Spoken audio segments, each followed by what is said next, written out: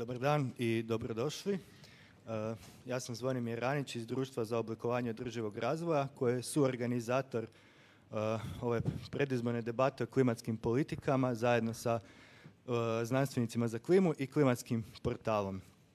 Debata se događa unutar okvira Europskog klimatskog pakta koji je jedna inicijativa Europske komisije kojim se želi približiti zelene politike Europske unije građanima, ali i da i o njima diskutiramo. Pa tako ćemo, evo, i tim povodom smo se ovdje okupili. Neću puno dužiti, već ću predati riječ Nikolu Bilišku, klimatskom veleposlaniku Europskog klimatskog pakta i znanstvenika za klimu. Neka vas svih zajedno pozdravi i onda možemo i krenuti sa ovom debatom. Hvala. Dobro jutro svima i također pozdravljam one koji su se odazvali iz političkih stranaka. Mi kao znanstvenici za klimu, a i ja u funkciji ambasadora Klimatskog pakta Europske unije, zagovaramo prijenos znanstvenih činjenica u efikasne klimatske politike.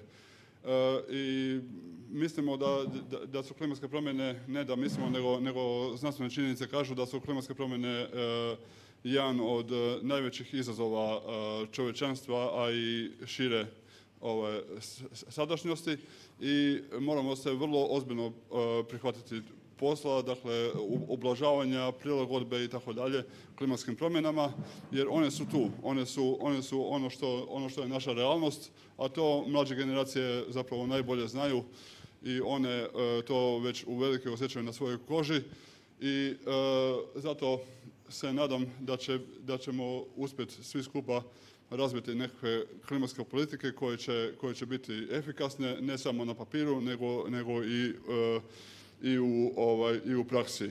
Također se nadam da će klimatske politike biti takve da neće nikoga ostaviti zapostavljenog i da neće biti represivne prema svima onima koji na ulicama zagovaraju uvođenje tih efikasnih klimatskih rješenja kako bi se krivulja CO2 konačno počela spuštati dole. Eto, ja neću više duljiti, pozdravljam vas i nadam se da će biti zanimljiva diskusija. Evo, još jednom dobar dan svima. Svima vama koji ste s nama ovdje uživo i svima koji nas pratite preko live streama. Dobrodošli na predizbornu debatu o klimatskim politikama koju, kao što ste mogli čuti, organizira Društvo za oblikovanje održivog razvoja, inicijativa Znanstvenici za klimu ispred Europskog klimatskog pakta, a u suradnji s Klimatskim portalom. Klimatski portal je medij specijaliziran za problematiku klimatske krize i izdavač je udruga Faktograf. Ja sam Ivana Živković ispred portala Faktograf i Klimatskog portala i danas ću moderirati ovu raspravu. Sudionici današnje rasprave su gospodin Vedran Horvat iz stranke Možemo, lista broj 12 na izborima za Europski parlament. Gospodin Slaven Dobrović iz Domovinskog pokreta, lista broj 4 na izborima za Europski parlament. Gospodin Matija Posavec, Fair Play lista, lista broj 9 na izborima za Europski parlament. I gospodin Nikola Kožul, Gen Z lista, nezavisna lista mladih koju predvodi Nina Skočak, kandidacijska lista broj 21 na izborima za Europski parlament. Na debatu su pozvane i stranke HDZ, SDP i Most, ali su se ispričali uz objašnjenje da zbog obaveza u predizbornoj kampanji nemaju koga poslati. Pravila današnje debate su sljedeća. Debata ima 4 tematska bloka i zaključni segment. Svaki tematski blok imat će set općih pitanja. Sudionici imaju 30 sekundi da odgovore na svako pitanje. Svaki tematski blok ima i po jedno specifično pitanje za svakog sudionika. Za odgovor na specifično pitanje predviđena je 1 minuta. Opća pitanja su dakle ista za sve, a specifična su individualizirana. Temeljena su dakle na klimatskim politikama koje stranke, odnosno liste, javno zastupaju. U svakom tematskom bloku svi sudionici imaju po 3 replike. Svaka replika traje 30 sekundi. U završnom segmentu imat ćete po 2 minute za sažimanje svojih pozicija. Nakon toga uslijedit će pitanja iz publike, ako ih bude, ili iz komentara ispod live streama, a debatu ćemo zaključiti kratkim obraćanjem predstavnika Europskog klimatskog pakta. Na koncu, Klim tematskog portala uživo će provjeravati činjeničnu točnost tvrdnji iznesenih tijekom debate. Prepuštam Petru Vidovu, našem glavnom uredniku klimatskog portala, da pojasni kako će to zapravo funkcionirati.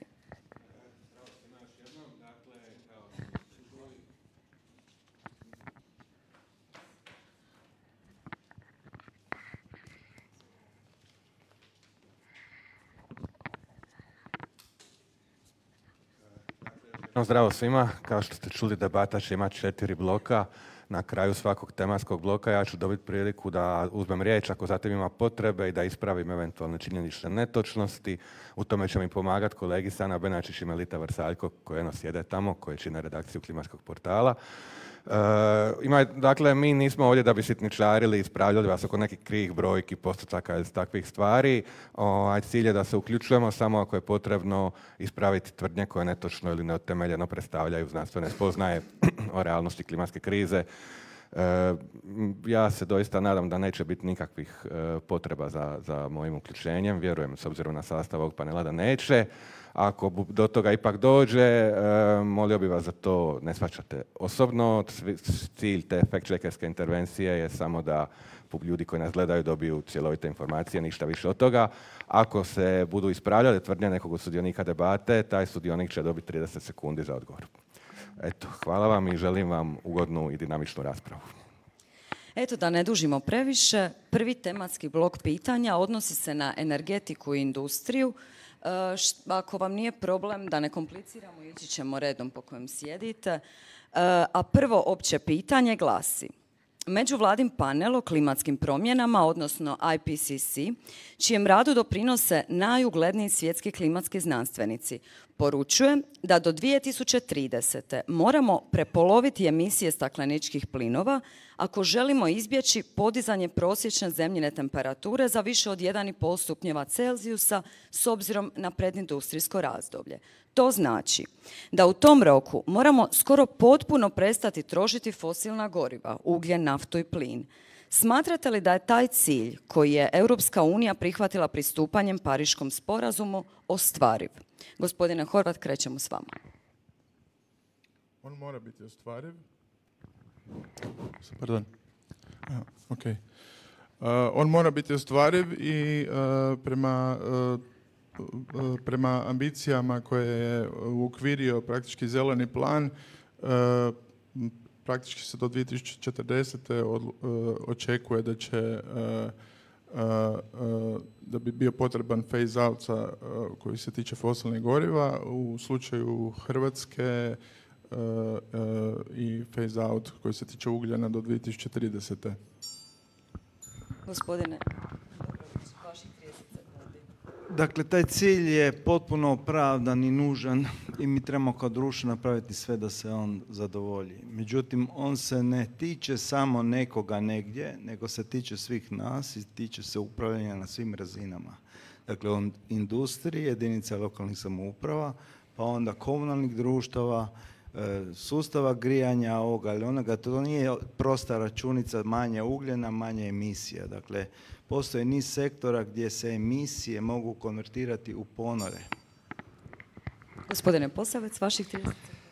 Na pitanje da li je ostvariv, kako, gdje, u Hrvatskoj teško, obzirom da neki procesi prilagođavanja klimatskim promjenama kod nas idu puno presporo. Daću vam jedan primjer, iako ih ima puno, ulaganje recimo u željeznicu kao prometnu infrastrukturu koja bi, dakle, bila jedan značajan iskorak u tom kontekstu, ide na taj način da mi danas u 2024. godini prema službenim statistikama brzinu vlakova imamo 43,7 km na sat. Jednostavno stvari su mogle biti puno brže da smo ulagali u recimo u željezničku infrastrukturu? Hvala vam, gospodine Kožul.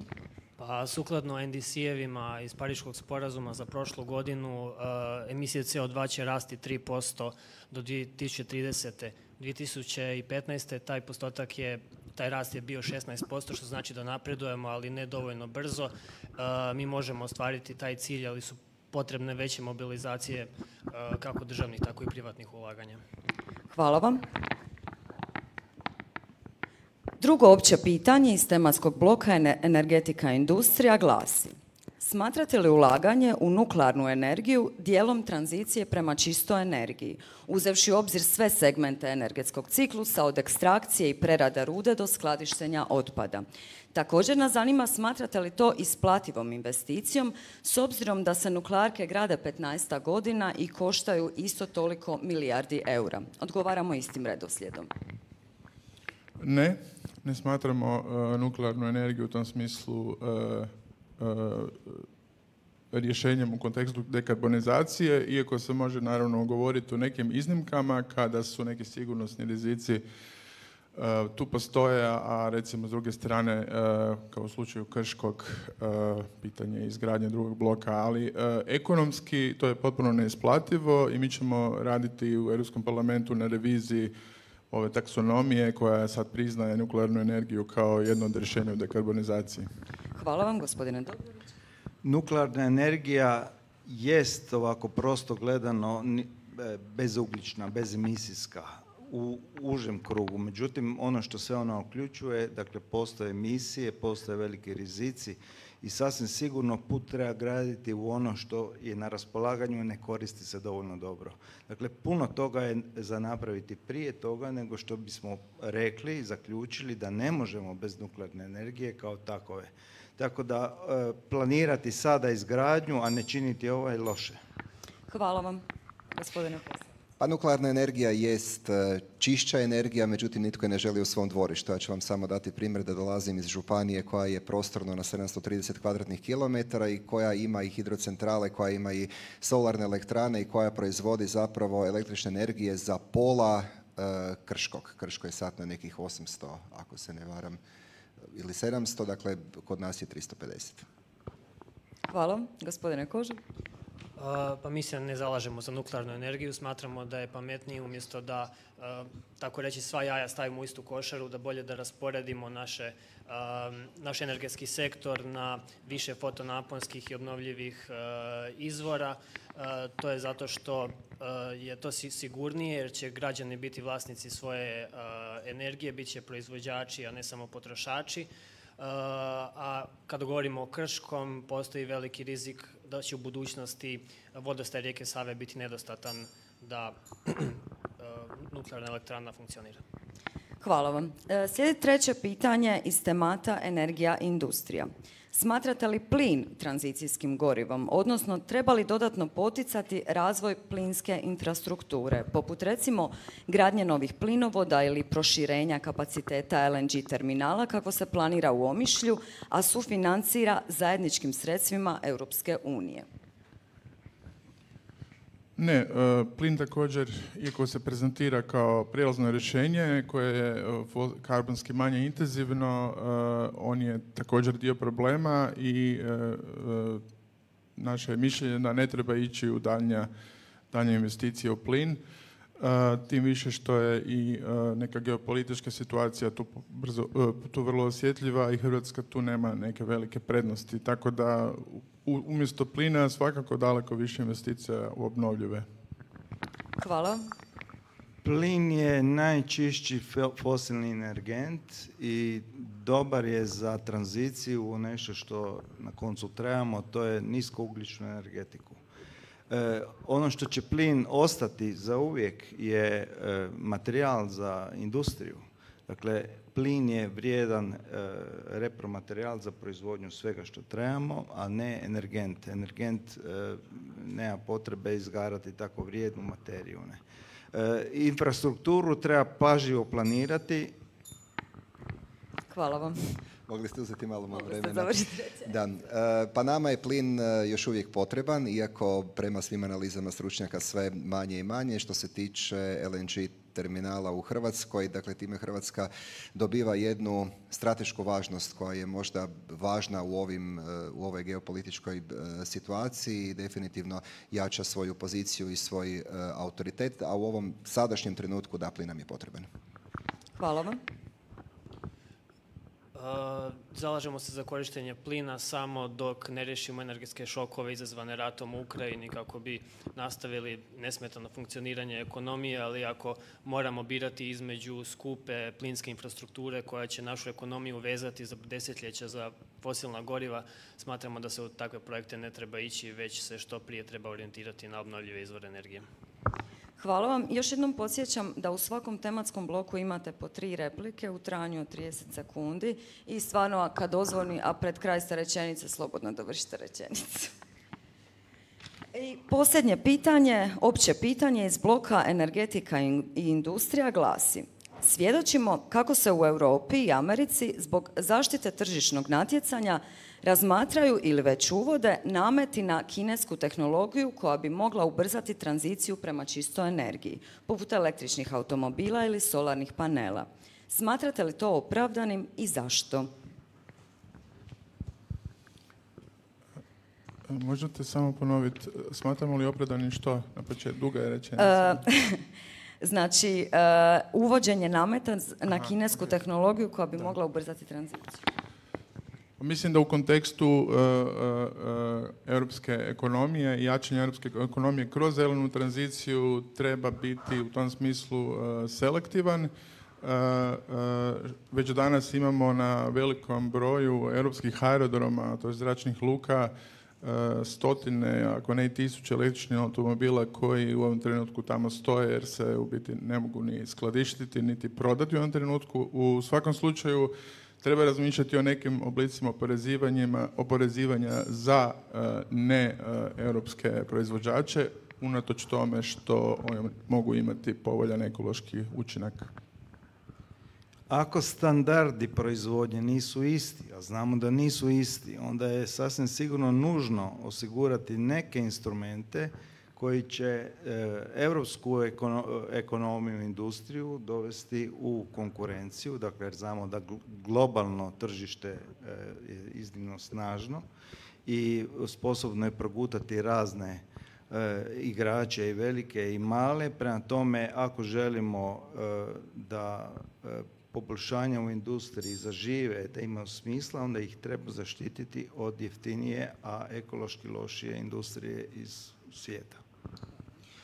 Dakle, u pitanju je bilo nameti, neke države članice Europske unije, pa i neke druge države su to već učinile. Mislim da je svakom građaninu Europske unije važno i stalo mu je da se zaštiti prije svega domaća industrija, domaća ekonomija i na taj način Europska unija kroz to može pokazati svoju jaču gospodarsku snagu, tako da u tom kontekstu slažem se da treba i Europska unija imati određene instrumente.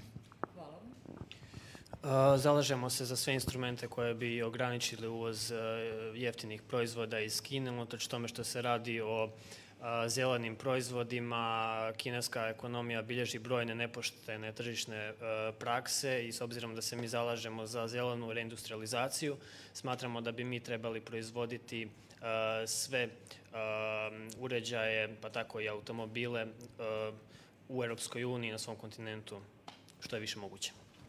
Hvala vam. Sada prelazimo dakle na specifična pitanja iz prvog tematskog bloka. Dakle, specifična pitanja su posebna za svakog od kandidata i odnose se zapravo na klimatsku politiku na način na koji stranka o tome, vaša stranka o tome govore u javnosti. Dakle, prvo specifično pitanje ide gospodinu Slavenu Dobroviću iz Domovinskog pokreta. U predizbornom programu uoči parlamentarnih izbora vaša stranka zalagala se za dodatnu eksploataciju fosilnih goriva na hrvatskom kopnu. Znači li to da ćete se u Europskom parlamentu suprotstavljati politikama čiji je cilj smanjiti potrošnju fosilnih goriva? Imate minutu za odgovor. Ne, to je krivo protumačeno. Dakle, Hrvatska mora raditi na održavanju svoje infrastrukture, jer znamo da je Hrvatska nekad crpila preko 50% svojih potreba. Tu je povezana industrija koja je povezana uz mnoga znanja i tehnologiju što neko društvo čini sposobnim očuvati opstojnost kao takovu. Dakle, to je bilo zalaganje da se ne smije se napustiti, pogotovo Hrvatska se ovdje stavila u jedan inferioran položaj prema susjedima, posebno sjevernu, i zapušta dakle, svoja znanja i svoje kapacitete, što nije dobro. Dakle, tu tranziciju treba raditi na pametan način. Dakle, ne tako da ćemo ovo sve odbaciti, nego za to treba nekoliko desetljeća. Dakle, u tom rasporedu i osim toga mi ionako trebamo naftu i dakle, derivate nafte za industriju, ne kao energente. Dakle, to će uvijek treba će napraviti koje kakve proizvode, znamo da industrija treba, dakle, to je bio kontekst pravi za ovu tvrtku iz programa. Hvala vam. Drugo specifično pitanje iz ovog tematskog bloka upućujemo gospodinu Vedranu Horvatu, kandidatu stranke Možemo. Vaša stranka zalaže se za zelenu reindustrializaciju. Može li reindustrializacija zaista biti potpuno zelena i kako namjeravate ostvariti taj cilj kroz rad u Europskom parlamentu? Da, dakle, zelena industrializacija podrazumijeva nekakav oblik transformacije postojećih ili uspostavljanje novih industrija koje imaju ili neutralan ili puno manji ekološki karbonski otisak. To se može kroz rad u Europskom parlamentu. Prvenstveno vidimo da je ovaj zeleni europski dogovor do sad potpunosti mu je nedostajala ta društvena, socijalna dimenzija i s druge strane politike koje su se do sada implementirale nisu uzimale u obzir razgovore, pregovore i bilo koji tip gušćih interakcija sa sindikatima i radnicima.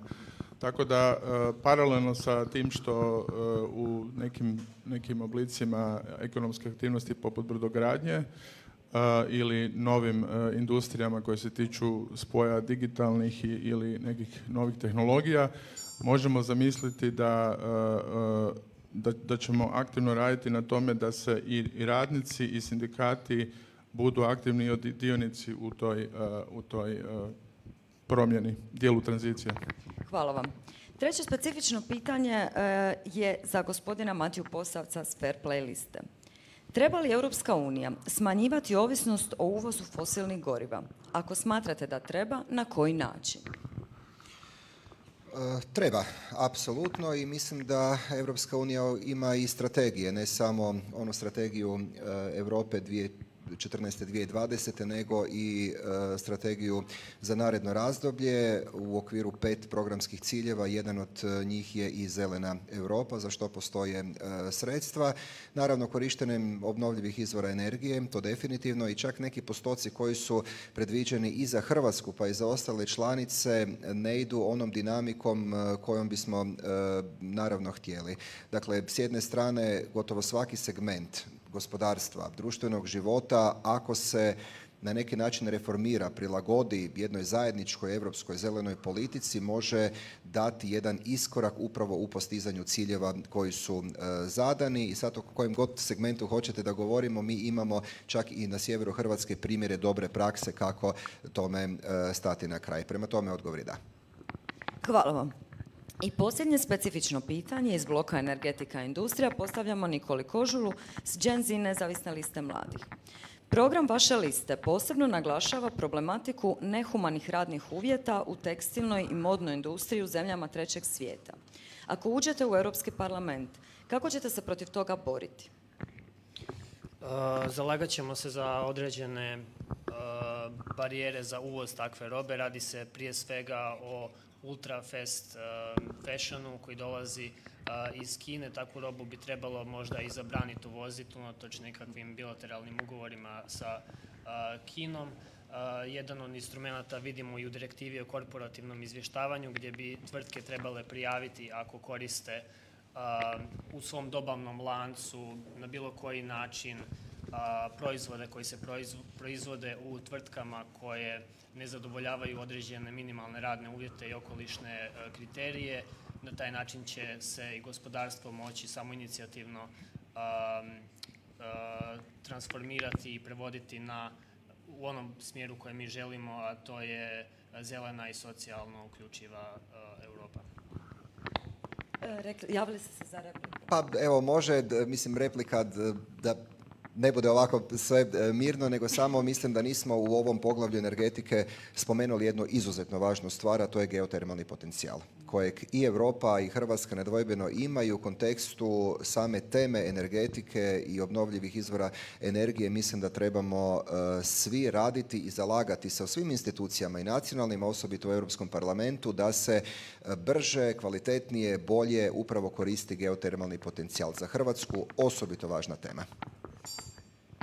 Evo, hvala vam i s time završavamo dakle prvi tematski blok. Pred nama je drugi tematski blok koji se odnosi na poljoprivredu, akvakulturu i vodne resurse. Prvo opće pitanje glasi, a idemo opet istim redoslijedom. Dakle, diljem Europske unije svjedočimo prosvjedima poljoprivrednika. Potaknuti su različitim razlozima, pa i politikama za zaštitu klime i okoliša. Primjerice Zakona o obnovi divljine ili Zakona o smanjenju poticaja za mineralna gnojiva. Treba li ustrajati u politikama za zaštitu klime i okoliša usprkos otporu poljoprivrednika? A ako smatrate da treba, kako biste osigurali da poljoprivrednici u procesu ne ostanu zakinuti? Poljoprivrednici su u ovom trenutku, recimo, pod navodnicima žrtve ili izgledaju kao da su gubitnici te tranzicije samo zato što je uspostavljena ta lažna dilema zaštita okoliša i prirode i s druge strane neki njihovi direktni ekonomski ili egzistencijalni interesi. Ono što ćemo mi, za što ćemo se sigurno zalagati da se okrene u biti, kako bi rekao, pila naopačke i da se u ZPP-u, znači u zajedničkoj poljoprivrednoj politici, puno više resursa da malim i srednjim poljoprivrednicima i da se u biti ohrabri njihov prelazak na organsku poljoprivredu ili druge oblike poljoprivrede koje nisu ekološki štetni. Hvala vam, gospodine Dobrović, isto pitanje za vas. Da, poljoprivreda je jedan od sektora koji može iz izrazito problematične ljudske djelatnosti prema okolišu prijeći u nešto što je harmonično i što zatvara neke krugove. To je organska poljoprivreda, to je mala poljoprivreda, to su obiteljska gospodarstva, to je nešto u čemu baš Hrvatska ima ogromni potencijal neiskorišteni. Dakle, poljoprivredni proizvodi, voziti iz Južne Amerike repromaterijal za uzgoj, ne znam, svinja, goveda, pa onda raditi jeftine šnicle, to je promašeno. Mi moramo promijeniti paradigmu i sigurno da se u EU može o tome govoriti. Hvala vam, gospodine Posavec. Ulaganje u ekološku poljoprivredu i jačanje generalno poljoprivrede u Hrvatskoj. Daću vam samo jedan podatak. Dakle, prošle godine Hrvatsku je posjetilo 20 milijuna turista koji su ostvarili 108 milijuna noćenja. Dakle, to vam je 108 milijuna doručaka, ručkova i večera. I da mi u takvoj situaciji moramo govoriti da nemamo konkurentnu proizvodnju poljoprivrednu, da nama proizvodi propadaju, da mi, recimo u Međimurju se vam proizvodi 80% krompira i 60% jabuka za potrebe Hrvatske, a uvozimo krompir iz Egipta. Mislim da su tu krive politike. Hvala vam, gospodine Kožul. Smatramo da nije problem u Zakonu o obnovi prirode, već u modelu financiranja poljoprivrede prema zajedničkoj poljoprivrednoj politici. Preko 70% sredstava ide velikim proizvođačima koji favoriziraju monokulture koje izrazito negativno utječu na bioraznolikost. Smatramo se da bi se omjer trebao promijeniti, da se više ulaže u male ekološke proizvođače. Na taj način ćemo smanjiti nejednakosti u Europi i na taj način će Hrvatska značajno imati benefita. Hvala vam. Slijedi drugo opće pitanje iz istog tematskog bloka, dakle poljoprivreda, akvakultura i vodni resursi. Hrvatska je bogata vodom, pa je pod pritiskom da se privatiziraju vodni resursi, a pritisci bi se zbog klimatskih promjena i drugih utjecaja dodatno mogli intenzivirati. Koji je vaš stav o privatizaciji vodnih resursa? Treba li čitava Europska unija slijediti primjerice primjer Slovenije koja je pravo građana na pitku vodu unijela u Ustav? Da, mi se protivimo snažno ikakvim oblicima privatizacije vode. Voda je za nas ljudsko pravo, voda je javno dobro i svi pružatelji usluga u kontekstu vodnih usluga i vodne infrastrukture bi trebali biti javni Tako da ćemo i na razini Europske unije raditi na osnaživanju te perspektive, tim više što znamo da je val remunicipalizacije vodnih usluga vrlo uspješan u Europi i sada na neki način to govori i protiv tih argumenata za privatizaciju koji dižu cijenu vode i smanjuju kvalitetu usluge. Gospodine Dobrović. Privatizacija vodnih usluga apsolutno ne, zato što ona ima ugrađeni monopol. Dakle, ono na čemu treba inzistirati je kvalitetno javno upravljanje. Pa ja mislim da smo sposobni kao društvo to napraviti. I ne bi to smio biti problem. Prema tome, uz oštro odbijanje takvog smjera razvoja vodnog gospodarskog sektora treba ići na kvaliteti upravljanja, jer mnoge jedinice lokalne samouprave tu baš nisu bog zna šta. Dakle, tu se može napraviti jako puno. Što se tiče privatizacije, apsolutno jasno i kategorički ne. Pogotovo Hrvatska, ako je među bogatijim zemljama, onda je po vodnim resursima. Slažem se, ulaganje u infrastrukturu i mislim da tu možemo napraviti jedan također značajni iskorak obzirom na potencijale koje imamo. Gospodine Kožul. Hrvatska je iznimno bogata vodnim resursima, međutim, pretpostavlja se da će zbog klimatskih promjena ta ekonomija koja se bazira na vodi biti iznimno ugrožena, kao i energetika, budući da imamo 30% energije dobijamo iz hidroelektrana. Mi smatramo da bi već sad trebali početi ulagati u infrastrukturu koja će omogućiti najracionalnije korištenje vode i vodnih resursa kako bi se mogli u budućnosti što bolje prilagoditi utjecajima klimatskih promjena. Hvala vam. Gospodine Dobroviću, imate repliku? Tako je. Dakle, postoji jedna stvar koja se uopće ne spominje, a to je ponovna uporaba vode. Dakle, tko kome prodaje, odnosno tko od koga kupuje limune, dakle, Izrael, Hrvatsko ili obratno, pogodite. Dakle, mi kupujemo limune. Dakle, kod njih se obrađena otpadna voda vraća u poljoprivredu. Dakle, čak ne morate ići u 3. stupanj, dakle, to je nutritivno vrijedna voda. Kod nas se uvijek, ama baš uvijek ispušta u prirodni recipijent.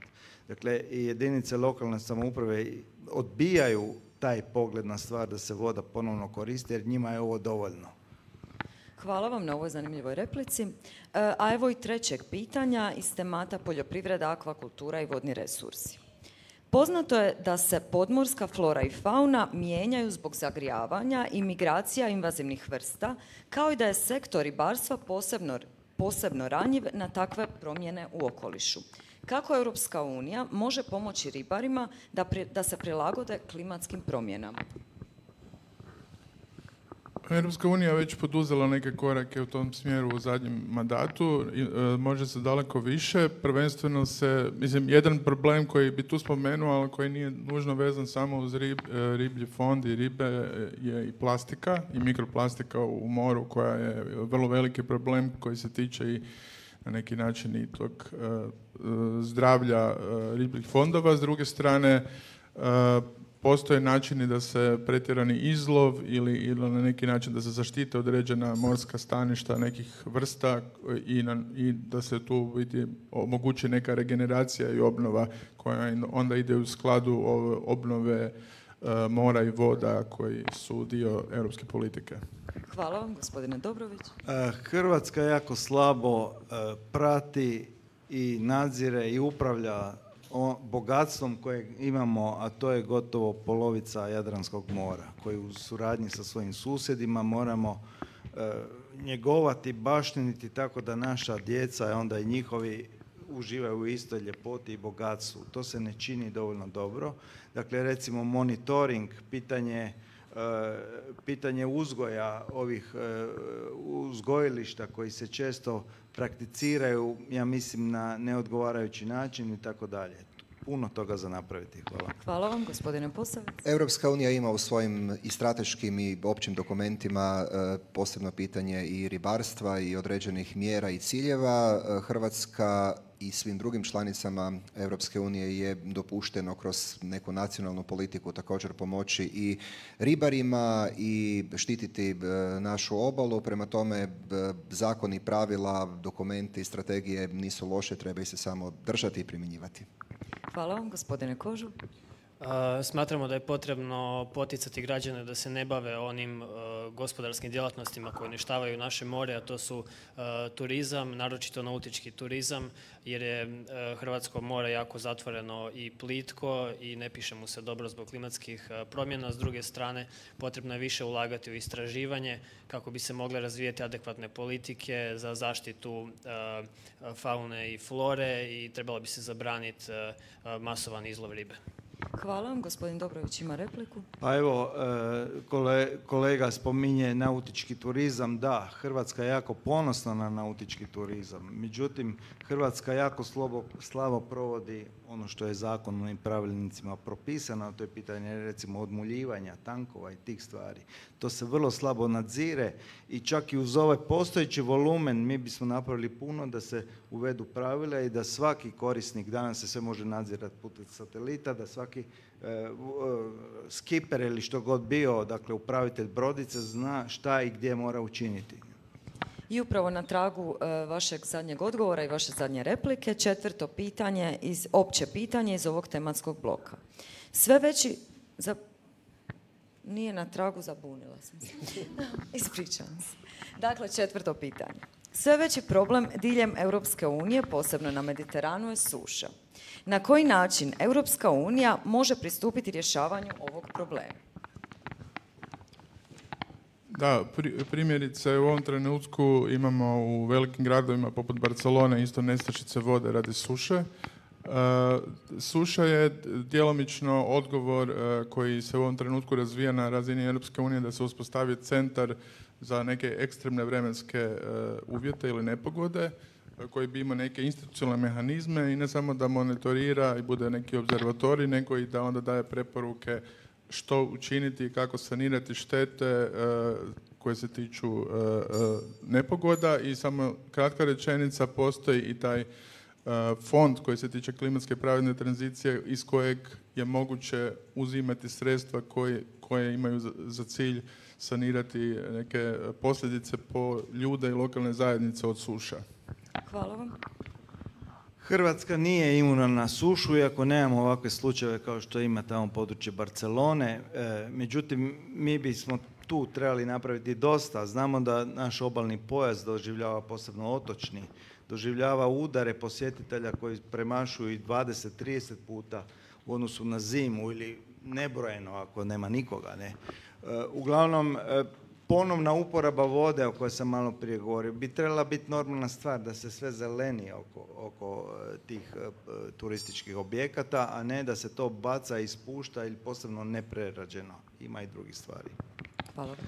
Što se tiče borbe protiv suše, ako govorimo o poljoprivredi, treba više ulagati u navodnjavanje, smanjiti birokraciju, pojednostaviti proceduru. Ja ću vam reći naš slučaj da smo mi gotovo 10 godina trebalo je proći da dobijemo opću građevinsku dozvolu za 330 hektara područja koje želimo navodnjavati. Što se tiče gradova, mi smo prijavili, jer postoji sredstva u fondovima Europske unije, projekt gradnje parkova sa prskalicama, sa stazama, sa sađenjem biljaka. Dobili smo za 10-ak takvih parkova plus jedan koji je veličine gotovo 15 hektara i na taj način mogu hrvatski gradovi, pa i europski, ali orijentiran sam na Hrvatsku, doskočiti tom problemu jer sredstva u fondovima postoje. Hvala vam, gospodine Kožu. Ja ću opet početi sa turizmom. Smatramo da je nedopustivo da se u vremenima velikih suša troši na golf terene, na hotele koje troše jako puno pitke vode. Drugi smjer djelovanja je gradnja bolje infrastrukture koja će omogućiti racionalniju potrošnju i uporabu vode, a možda bi mogli početi eksperimentirati s nekim tehnologijama kao što su pretvaranje slane vode u pitku. A evo i ono posljednje pitanje koje je bilo na tragu, ali srećom opet je na tragu. Dakle, glasi. Jadransko more pod velikim je pritiskom zbog klimatskih promjena i znanstvenici već zaista dugo na to upozoravaju. Što se kroz zajedničku politiku Europske unije može napraviti za ublažavanje posljedica klimatskih promjena na Jadranu? Prvenstveno, mislim da je jako bitno tu govoriti kad govorimo o radu u Europskom parlamentu i politikama, na koji način to djeluje na lokalne zajednice i na ljude. I tu u svakom slučaju je jako bitno govoriti o tome da načini, mislim, od samog dizanja razine mora za koje trenutno nema neka infrastruktura koja se na to priprema ili preventivno gradi, do toga da naravno i biljne i životinjske vrste koje postoje u samom moru se rapidno mijenjaju. Postoje niz adaptacijskih politika koje, mislim, u 30 sekundi ne mogu pokriti. Može dalje. Da, to su razne mjere adaptacije, dakle na uvjete u kojima nedostaje padalina. Naravno da treba intenzivno činiti sve da se uopće taj klimatski problem uspori. Međutim, adaptacije uključuju mnogo toga, dakle vodoopskrba je jedan od bitnih, onda stvaranje uvjeta za poljoprivredu koja isto nosi neke svoje benefite, do toga da se inzistira na održivom turizmu. Dakle, u turizmu u kojoj će posjetitelj biti svjestan da ne postoji ono američko I can afford it. Dakle, ne možeš ti sebi ništa priuštiti, imaš 10 litara vode dnevno po osobi i čao. Vaše pitanje je vrlo kompleksno pitanje, dotiče ne samo nas, nemamo samo Jadransko more na području Europe, imamo i Jonsko, i Tirensko, i Sredozemno i zemlje koje su južnije od nas, prema tome apsolutno pitanje za stručnjake koji moraju dati jedno cjelovito rješenje. Hvala vam, gospodine Ko. Možete samo ponoviti pitanje. Možete. Sam ga zaboravio. Pitanje se odnosilo na koji način Europska unija može pomoći u zaštiti Jadrana, odnosno od posljedica klimatskih promjena.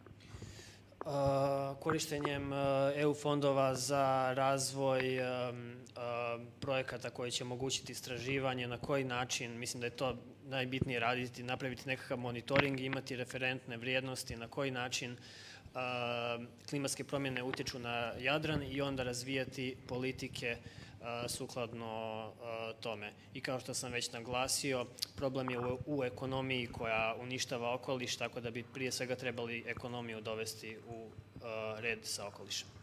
Gospodine Dobrović, vaša ja replika. bih samo repliku, dakle, nemojmo zaboraviti na ono što mi imamo u svojoj povijesti, dakle, tradicionalne vrijednosti. Mi imamo ljude koji su živjeli u tom podnoblju. Dakle, oni su imali gusterne, oni su bili jako štedljivi s vodom, dakle, oni su se drugačije ponašali. Prema tome, trebamo malo koristiti ta saznanja i te poglede na život kao takav. Jer nijedna studija, znate, možemo potrošiti milijune, ja sam vidio puno tih studija koje su onako same za sebe, same sebi svrha. Dakle, moramo se okrenuti onome što već znamo, ali smo zaboravili. Imamo dvije replike. Prvo gospodin Horvat.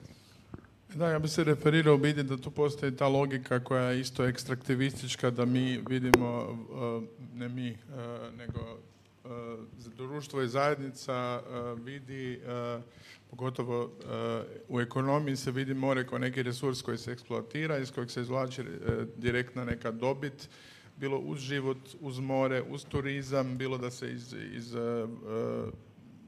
iz Jadrana izvlače koje kakve druge vrijednosti. Mislim da u tom kontekstu da bi se nekako Jadran regenerirao je potrebno odustati od takvih invazivnih ekstraktivističkih praksi i uspostaviti regulaciju koja to onemogućava. Gospodine Kožul. Ja bih se složio sa kolegom Dobrovićem. Dakle, mi ne samo da u našoj tradiciji i povijesti imamo prakse koje nam omogućavaju kako da se nosimo sa klimatskim promjenama, nego bih rekao da smo nekako i tradicionalno zeleni po nekim uvjerenjima, budući da su naši preci jako voljeli našu prirodu, tako su nazvali i ono i himnu, imali smo i simbole medvjeda, životinja, raznih biljaka na svojim kovanicama, tako da bi svakako trebali razvijati bolje zelene politike kada govorimo o gospodarstvu. A turizam svakako nije dobar primjer toga. Eto, hvala vam. Prelazimo na specifična pitanja iz ovog bloka. Prvo specifično pitanje ide gospodinu Matiji Posavcu i glasi: Europska unija zalaže se za poticanje zadrugarstva u ribarstvu i poljoprivredi. Hoćete li u Europskom parlamentu raditi na ispunjenju tog cilja i na koji način? Pa ovo nije loše. Dakle, sam koncept zadrugarstva kroz jedno dodatno dodatnu logističku pomoć našim poljoprivrednicima je vrlo zanimljiva i to vidimo danas u Hrvatskoj, a na prostoru Europske unije kroz izgradnju logističko-distributivnih centara, za što i postoje sredstva iz Europske unije. Mi smo prijavili jedan takav centar za voće i povrće, obzirom da ako vi na jednom području, koliko god ono bilo malo, proizvedete, 30.000 tona voća i povrća, onda ste puno konkurentniji kad raspolažete sa tom količinom nego da svako prodaje sam na kućnom pragu, s time da ne treba zanemariti niti taj koncept. Dakle, mislim da bi bilo dobro da se ide u tom smjeru, da se okupljaju poljoprivredni proizvođači koji proizvode, a da netko onda bude zadužen i za plasman, distribuciju tih proizvoda, osobito u kontekstu jačanja domaće poljoprivredne proizvodnje, zašto ne i izvoza, a protivno nekom uvozu robe za koju ne znamo porijeklo niti onu pravu kvalitetu. Drugo specifično pitanje je za gospodina Nikolu Kožula. Dakle, zalažete li se za zabranu u vašem programu zalažete se za zabranu pesticida koji štete životinjama. Kako ćete se u Europskom parlamentu postaviti prema otporu poljoprivrednika na tu temu? Dakle, kao što je već rečeno, stvorena je jedna lažna dilema da ili poljoprivreda ili priroda.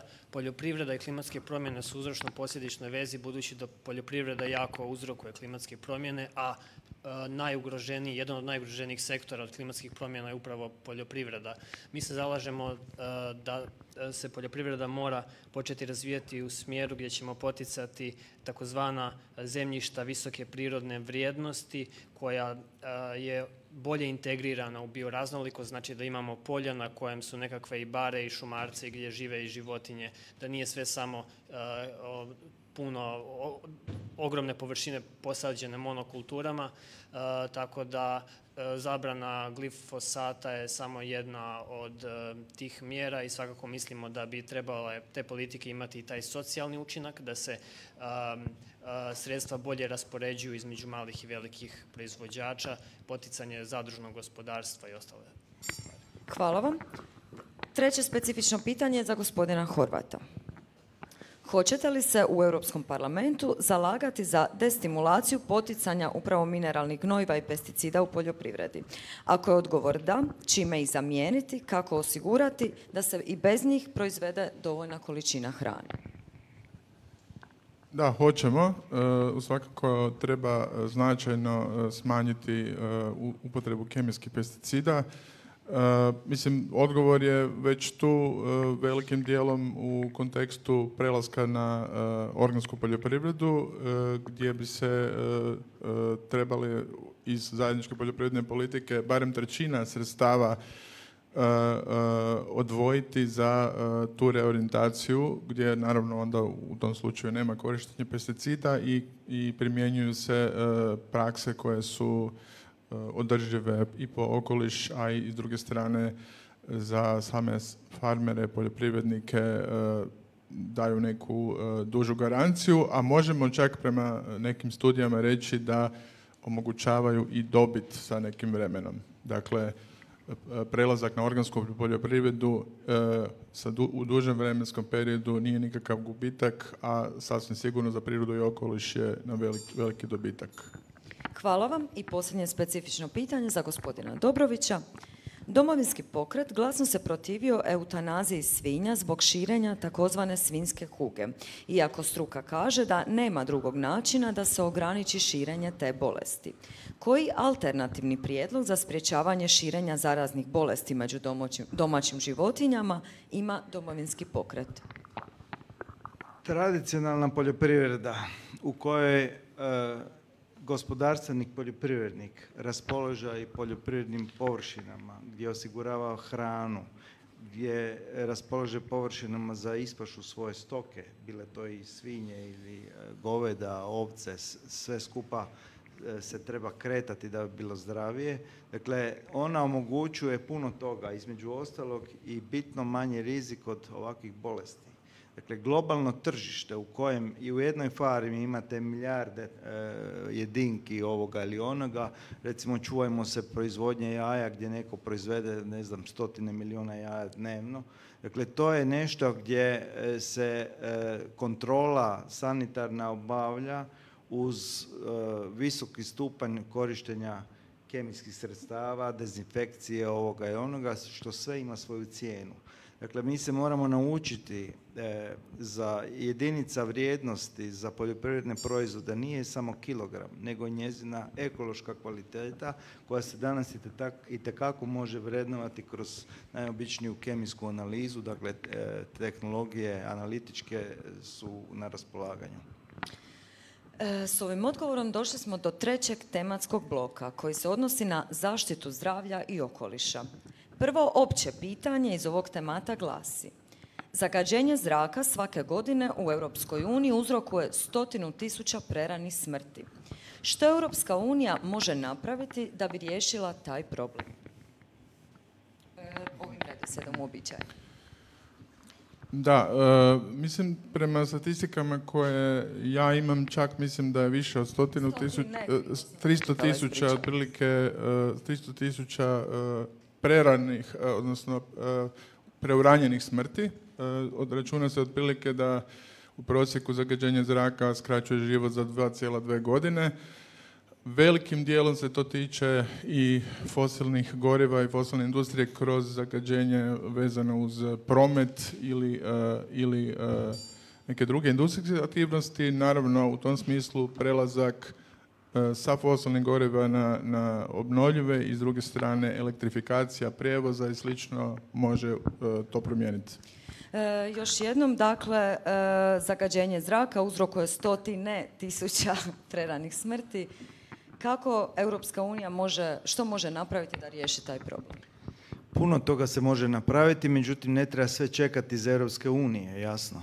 Dakle, najviše ljudi žive u gradovima, tu je zrak najzagađeniji, dakle znamo da je promet jedan od glavnih uzroka lošeg stanja zraka i recimo ono što bi se moglo napraviti da se konačno steknu uvjeti, da postoji jeftino malo električno vozilo, dakle za građane da se kreću, dakle autonomija 20 km, ne 500 i ne da košta, ne znam, 100.000 eura, nego da košta 6-7 tisuća. Naravno, ali to je individualizirani transport, puno se može napraviti na efikasnom javnom transportu. Hvala vam, gospodine Posavac. Dakle, svi smo spomenuli i slažemo se u smanjenju i fosilnih goriva, stakleničkih plinova, obnovljive izvore energije, međutim, konkretno u ovome kontekstu je definitivno što Hrvatskoj nedostaje, to je sustav željeznica, sustav brzih vlakova, rasterećenje prometa, prebacivanje na javni prijevoz. Mislim da smo tu propustili jednu šansu proteklih 10 godina gdje smo stvarno mogli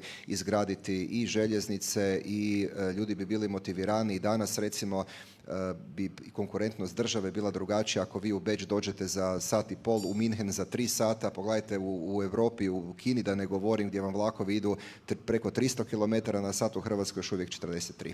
Gospodin Dobrović ima repliku, ali najprije ćemo gospodinu Kožulu dati njegovih 30 sekundi da odgovori. Pa da se ne bih ponavljao, smatram da je promet u gradu svakako jedan od većih problema koji treba rješavati sa poticanjem građana da koriste više bicikla, dakle razvijati biciklističku infrastrukturu, električne automobile i sve tome slično, željeznicu. Trebalo bi bolje planirati, imati zeleno urbano planiranje kako bi zrak bolje cirkulirao kroz gradove, zabraniti da se nagrđuje okoliš sa zgradama na mjestima gdje se to ne bi smjelo iz tih razloga. Vaša replika? Evo, potaknut govorom gospodina Posavca, slažem se, vi ste sigurno automobilom došli. Zašto? Ja sam biciklom. Koliko ste vi imali? Nekih 100 kilometara? Manje od 100 kilometara. Dakle, mi nemamo željeznicu. Dakle, naša željeznica je još ona od Austro-Ugarske. Dakle, ne znam šta se bitno popravilo. Dakle, 2-3 dionice. Dakle, lička pruga nije elektrificirana. I ne znam o čemu mi govorimo ovdje. Gospodine Posavac, dakle, upravo je to važna tema. Znači da, ja sam iz Čakovca došao automobilom, trebalo mi recimo 45 minuta do ulaska u Zagreb i onda još toliko od Zagreb istok, skidanja s autoceste do ovdje. To je 1,5 sata. Da sam išao vlakom, trebalo bi mi 3,5 sata da uopće dođem do glavnog željezničkog kolodvora na 90 km. E sad, mi cijelo vrijeme govorimo zašto nam je Gorski kotar ili Lika nenaseljeni. Pa kad bi ljudi vlakom mogli doći za 40 minuta iz Gorskog kotara do Zagreba, pa jel mislite da ne bi tamo živjeli na sjeveru Hrvatske? A ovako stvaramo mnogoljudan grad, glavni grad Hrvatske, koji nije vjerojatno spreman niti sa infrastrukturom, niti sa svim, i stvaramo jedan i prometni kaos kao što svi vidimo ovdje u Zagrebu. Gospodine Horvat, vaša replika. Da, za Europske zelene u našem programu i pogotovo za Možemo je željeznica i masovna javna ulaganja i europskih fondova u željeznicu su jedan od glavnih prioriteta. To smo djelomično pokazivali i kroz kampanju, jer je dio kandidata se vlakom koristio za putovanje po Hrvatskoj. Htio sam reći da je vrlo bitno ovdje promijeniti isto logiku kojom se uspostavlja kvaliteta željezničke usluge, jer smo mi u Hrvatskoj ostali bez velikog broja linija zato što nisu bile profitabilne. Upravo kroz intervenciju sa europskim fondovima se može to izbalansirati da bi ljudi koji su u potrebi i kojima nije to samo izbor da prometuju na ekološki način, nego zbilja trebaju vlak i trebaju prevozno sredstvo, mogli koristiti i vratiti Hrvatsku na mapu noćnih europskih vlakova. Jer i dalje mi tu nismo i trebaju nam 3 transfera da bi došli do neke točke, u najboljem slučaju 1 do Beča, ali hvala. Trebali ste minutu. Šalim se. Gospodine Kožul, vaših 30 sekundi. Dakle, potrebno je integrirati europske željezničke sustave, treba nam nekakav Eurorail koji će sve to dobro povezati. Jedna stvar koja će doprinijeti boljoj željezničkoj infrastrukturi, odnosno isplativosti željeznice, je industrializacija. Poznato je da je i željeznica nastala kao dakle, putnički oblik željeznice, samo pratio teretne vlakove, tako da gdje ima industrije tu je željeznički promet puno isplativiji. Hvala vam. Drugo opće pitanje iz bloka zaštite zdravlja i okoliša glasi: diljem Europe posljednjih godina svjedočimo stagnaciji u količini recikliranog otpada. Što Europska unija može učiniti da se količina miješanog otpada počne smanjivati? Na koji način zbrinjavati otpad preostao nakon odvajanja, reciklaže, upotrebe i kompostiranja? Odlaganjem na deponi, spaljivanjem u spalionici ili nešto treće? Isti poredak. I pročitat ću ovo pitanje dugo, pa ću ga pročitati prije svakog. Da, mislim da se tu radi od slučaja do slučaja politikama. Mislim da je prvenstveno dio rješenja je na početku, a to je na neki način odgovor u cirkularnoj ekonomiji da ne dolazi do tolike količine otpada uopće i da sirovina cirkulira prije dolaska na bilo kakav deponij ili spalionicu, da cirkulira što više i što većem obrtaju, i s druge strane da se potrošnja materijalnih resursa smanji. Imamo tu mjere poput poreza na plastiku ili poreza na prekomjernu potrošnju. Hvala vam. Dakle, gospodine Dobrović, pitanje koje se veže za recikliranje otpada: kako zbrinjavati otpad nakon odvajanja, reciklaže, odlaganjem na deponi, spaljivanjem u spalionici ili nešto slično? Pa prvo bih rekao da kad govorimo o stupnjevima, brojkama koje opisuju gospodarenje otpada u Europi pa i u Hrvatskoj, moramo znati da su to srednje vrijednosti i da treba jako razlikovati jedinice lokalne samouprave koje nešto čine i one koje ne čine ništa. Prema tome, ako vi kompostirate, odvojeno prikupljate, imate sortirnicu, imate centar za ponovnu uporabu, ja vas uvjeravam da ćete se suočiti sa činjenicom da imate svega 10-15% materijala za zbrinut, pa ćemo to u drugom u replici. Može, gospodine Posavec. Ja vam najviše volim to pitanje jer sve brojke na sjeveru Hrvatske, osobito u Međimurskoj županiji, premašuju i sve evropske prosjeke. Dakle, stopa odvajanja otpada je kod nas preko 60%, u Hrvatskoj ispod 50%. Oporabljeni otpad Hrvatska 34%, mi smo 55%, upravo jednim pametnim pristupom u gospodarenju otpadom. Sjeća se kad je gospodin Dobrović bio ministar, on je motivirao jedinice lokalne samouprave da budu u tom kontekstu primjer dobre prakse. Među prvih 2 20 općina i gradova u Hrvatskoj, 11 vam je iz Međimurske županije, 7 iz Primorsko-goranske, po 1 iz Varaždinske i Koprivničko-križevačke županije i čak imamo neke općine preko 80% odvajanja i to je rješenje kojemu Hrvatska mora težiti jer u protivnom će plaćati penale. Hvala vam, gospodine Kožu. Mi smatramo da primarni problem nije u kapacitetima kako gradovi zbrinjavaju otpad, već u ekonomiji koja generira sumanute količine otpada. Zato u našem programu navodimo prvu mjeru kao zabranu štetnih i nereciklabilnih oblika plastike, poticanje zero waste proizvoda, poticanje korištenja reciklažnih materijala, poticanje ekološkog dizajna, poticanje ponovno korištenja ili recikliranja proizvoda i obveza proizvođača u određenim velikim industrijama kao što su big tech i tekstilna industrija da zbrinjavaju svoj otpad i učinkovito zbrinjavanje miješanog otpada na kraju dolazi, to će u replici. Hvala. Gospodine Dobrović, vaša replika. Evo ga, dakle, sve su to elementi, slušamo i mladog kolegu koji, to su sve vrijedne stvari, međutim, halo, mi imamo biorazgradivi otpad 40%, šta s tim? Kompostirajte odmah, zato sam htio pomoći Zagrebu, ne bi li im pomogao da nađu lokaciju, pojačaju kapacitete za kompostiranje, jer je to materijalizacija kružnog gospodarenja otpadom. Idete s tim u kompost, odite u Koprivnicu ili ne znam gdje, oni od odvojeno prikupljenog kuhinskog otpada stvaraju kompost prve kategorije i poduzetnici, OPG-ovci se bore za to, jer je to tako jeftino tamo i izvrsno. Hvala vam. Imamo li još replika? Pa možda bi ja samo dodao, mi već opet puno predugo govorimo o regionalnim centrima za gospodarenje otpadom. Ja se sjećam prije 10 godina kad sam došao na poziciju župana, taj projekt je bio u procesu. Danas nakon 10 godina opet je u procesu, još uvijek nismo izgradili, možda su se neke administrativne stvari popravile. Mislim da Hrvatska treba imati centre za gospodarenje otpadom i to je puno brže trebalo ići kroz strateški okvir iza kojeg bi država stajala i u financijskom i organizacijskom i logističkom smislu. Gospodine Dobrović, vaša posljednja replika. Dakle, jako cijenim što tamo činite gore na sjeveru, dakle dolazite iz jako vrijednog kraja, međutim regionalni centri, pogotovo onako kako su zamišljeni još 2007. su potpuno kriva stvar. Dakle, tamo se računalo sa 95% materijala skupljenog kao otpadnog, kao miješani otpad. I šta s tim? Evo, odite u Marišćinu, Kaštijun, dakle, koji je uspjeh toga? Nikakav. Reciklaža 0. Troškovi enormni, emisije u okoliš, zagađenost zraka, ugroženi ljudi, dakle, sve to skupa prisutno samo zato što je neko mislio da će pomiješani otpad on zbrinuti nekom tehnologijom. To je uvijek promašaj. Hvala vam. Prelazimo na treće pitanje iz bloka zaštita zdravlja i okoliša. Gospodarski razvoj i zaštita okoliša vrlo su često međusobno suprotstavljeni. Projekti koji su dobri za gospodarstvo često uzrokuju okolišnu štetu. Što je u takvim okolnostima važnije štititi? Okoliš ili gospodarski razvoj?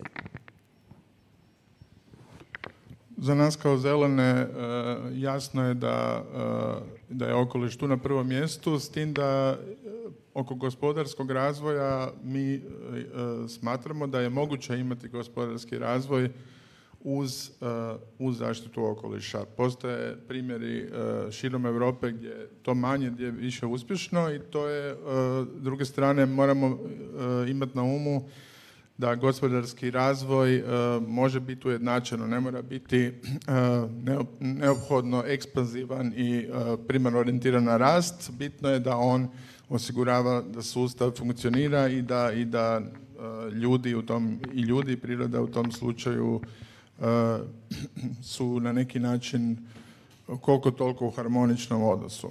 Gospodine Dobrović, isto pitanje. Da, ne treba nužno antagonizirati, dakle, gospodarstvo kao djelatnost koja stvara novi proizvod nužan svima nama. Dakle, ne smijemo biti licemjerni i reći ne, to nama ne treba, jer šta ćemo obući, šta ćemo voziti, šta ćemo ovo, šta ćemo ono, dakle, sve nam to treba. Međutim, to gospodarstvo može prvo biti oslobođeno nužnosti ekonomskog rasta dakle silne povećanja dakle volumena prodaje i kupnje i potrošnje, dakle koja sama konzumerističko društvo, dakle tu se može djelovati i osiguravati dovoljno gospodarske djelatnosti za opstojnost društva kao takvo. Gospodine Posavec, vaših 30 sekundi. Da, zanimljivo je ovo pitanje što je važnije, gospodarski rast ili zaštita okoliša, to je kad imate dvoje djece pa koje više voliš. Dakle, važno je jedno i drugo. Međutim, umijeće je naći balans u tome i imamo, kako veli gospodin iz Možemo, imamo uspješne primjere i čak zemalje Europske unije koje nisu daleko od nas, koje imaju gospodarski rast i to iz godine u godinu, ali pritom imaju snažnu svijest i politiku čuvanja i zaštite u okolišu. To može i Hrvatska, koja je bogata u svojim prirodnim ljepotama i koja je zapravo jedna čista zemlja, a da pritom može imati gospodarski rast. Hvala vam, gospodine Kožul. Mi smo u našem programu simbolički htjeli otvoriti temu kako mi mjerimo našu ekonomiju, odnosno uspješnost te ekonomije, jer smatramo da je BDP iznimno štetan indikator mjerenja rasta. On može postojati, ali ne bi trebao biti glavni kojim se mi vodimo. Moramo napraviti novi indikator koji će u obzir uzeti gospodarstvo koja stvara i okolišne i socijalne vrijednosti. Hvala. I nama je okoliš uvijek na prvom mjestu. Hvala vam. Dolazimo do 4. općeg pitanja iz ovog bloka. Među gospodarskim granama koje imaju značajan negativan utjecaj na more i priobalje je turizam, o kojem Hrvatska je uvelike ovisna. Može li turizam istovremeno biti održiv i masovan? Je li vam poznat neki primjer dobre prakse? Već smo nešto rekli na tu temu, pa možemo nastaviti. Gospodine Horvat. Može. U svakom slučaju, turizam, što sam spomenuo, je za sada, pogotovo u Hrvatskoj, i imamo iskustva drugih zemalja iz prijašnjih desetljeća, poput Španjolske, on je usmjeren na jako veliku eksploataciju resursa i s druge strane potreba. Vrši veliki i snažan pritisak na infrastrukturu i s druge strane na ekosustav i na prirodu. Postoji drugačiji turizam, on je u svakom slučaju daleko sporiji i daleko resursno učinkovitiji. S druge strane, on mora biti vođen nekom regulativom koja u ovom trenutku nedostaje u Europskoj uniji. Znači, Europska unija se direktno ne bavi turizmom, iako se pokušavaju, zadnja rečenica, limitirati recimo utjecaj Airbnb-a koji utječu na primjer na pitanje stanovanja i koje postaje nemoguće za veliki broj ljudi, pogotovo na obali. Hvala vam. Morat ćemo ipak malo ubrzati ovih 30 sekundi u budućnosti. Gospodine Dobrović. Ja sam uvjeren da Hrvatska može naći bolji i drugačiji put što se turizma tiče. Dakle, turizam koji će se orijentirati na kvalitetu, turizam koji će se orijentirati na vlastite domaće resurse, posebno u proizvodnji hrane, koji će prezentirati tradicionalne vrijednosti, koji će davati nešto novo i više u odnosu na ono što, evo, sunce, more, to je tu i izvolite i do kad ste tu, doviđenja, idu sljedeći. Dakle, umjesto volumena možemo poraditi na kvaliteti definitivno i trebamo. Hvala vam. Gospodine Posavec. Da, svi misle da Hrvatska jako ovisi o turizmu. To je djelomično točno. Prihod od turizma prošle godine u Hrvatskoj je bio 14,8 milijardi eura, ali recimo od prerađivačke industrije vam je izvezeno roba za 23 milijarde eura. Prema tome puno više mi ipak zaradimo od gospodarstva, osobito u prerađivačkoj industriji. Što se tiče samog turizma, slažem se da Hrvatska mora voditi politiku u turizmu, da turizam nisu sunce i more. Turizam je naša povijest, naša kultura, naša enogastronomija, naša održivost, naše Green Destinations destinacije i na tome bi trebalo više poraditi. Hvala vam. Gospodine Kožul. Turizam je iznimno rizična gospodarska djelatnost jer je u opasnosti od klimatskih promjena, ali i sigurnosnih rizika. I ako se nešto od toga dogodi, mi ćemo biti u velikom problemu kao društvo. Smatramo da turizam može postojati u nekakvom održivom obliku gdje će se on orijentirati na rekreacijski turizam koji neće trošiti toliko resursa, ali ovaj turizam kojem sad svjedočimo je apsolutno pogrešan i treba na sve moguće načine smanjivati masovni turizam u Hrvatskoj. Hvala vam. Replika gospodina Horvata. Da, postoji prilično toksičan i loš odnos između udjela BDP-a koji donosi turizam u ukupnom BDP-u Hrvatske. nije toliko problem što je taj udio tako visok koliko što se druge grane slabo ili presporo razvijaju. No, vrlo je štetno da takva jedna monokultura stvara toliku ovisnost i s druge strane vrlo bitno u ovoj kampanji za nas je da turizam ima jako štetne utjecaje na pitanje prava na stanovanje. Replika gospodina Dobrovića, pa replika gospodina Kožula. Također mislim da se može jako puno napraviti u promjeni strukture onoga što se nudi, dakle našim turistima, posjetiteljima. Recimo kad vidimo one jet setove, kako se to već zove, jet skutere s kojima se voze po uvali i ne znam što veći, to je skuplje, pa ovo, pa ono, pa gliser. Dakle, pazite, postoje jedrenje na dasci, postoje, ne znam, neke druge aktivnosti koje imaju daleko manji footprint, a to se sve skupa zbraja na kraju dana. Ne? Hvala vam, gospodine Kožul. Pa nama kao političkoj opciji koja zastupa interese mladih, turizam je i štetan zbog utjecaja na stanovanje, zato što recimo u Splitu studenti se moraju iseliti 1.6. kad dolaze turisti, jako je teško naći stan, a osim toga, ako imate takvu rentnu ekonomiju, manje su šanse da će mladi ići studirati ako imaju neke nasljeđene nekretnine. Dakle, ljudi ne postaju inženjeri, nego se bave iznajmljivanjem soba. Vi isto imate repliku. Ja sam samo htio dodati, dakle, kad govorimo o razvoju turizma, pogledajte, pošto predstavljamo ipak listu na kojoj je nositelj bivši istarski župan gospodin Flego, pogledajte što je Istra napravila u turizmu. U smislu da je to sad već cijelogodišnji turizam, da to nije samo more, da je to unutrašnjost Istre, da je Međimurje prva regija u Hrvatskoj koja cijela regija nosi oznaku Green Destinations upravo po pitanju održivosti. Prema tome, to je taj koncept kojim Hrvatska mora težiti, a na uštrb recimo nekog masovnog turizma. I došli smo do posljednjeg općeg pitanja iz ovog bloka. Malo je dulje. Uskoro bi u Europskoj uniji na snagu trebala stupiti nova pravila o ambalažnom otpadu, kojim će se djelomično zabraniti jednokratna plastična ambalaža.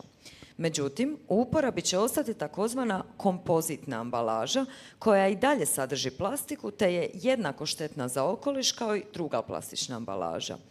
Hoće li se vaše stranke, odnosno liste u Europskom parlamentu, zalagati za potpunu zabranu jednokratne plastike?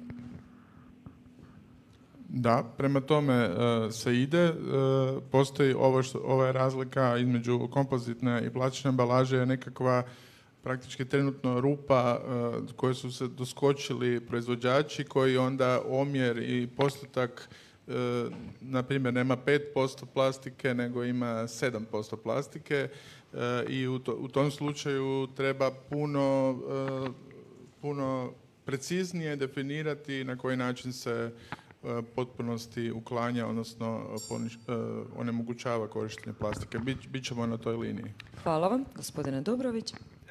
Na toj liniji treba raditi. Međutim, ja bih ipak podsjetio da često europska politika zna biti pomalo licemjerna.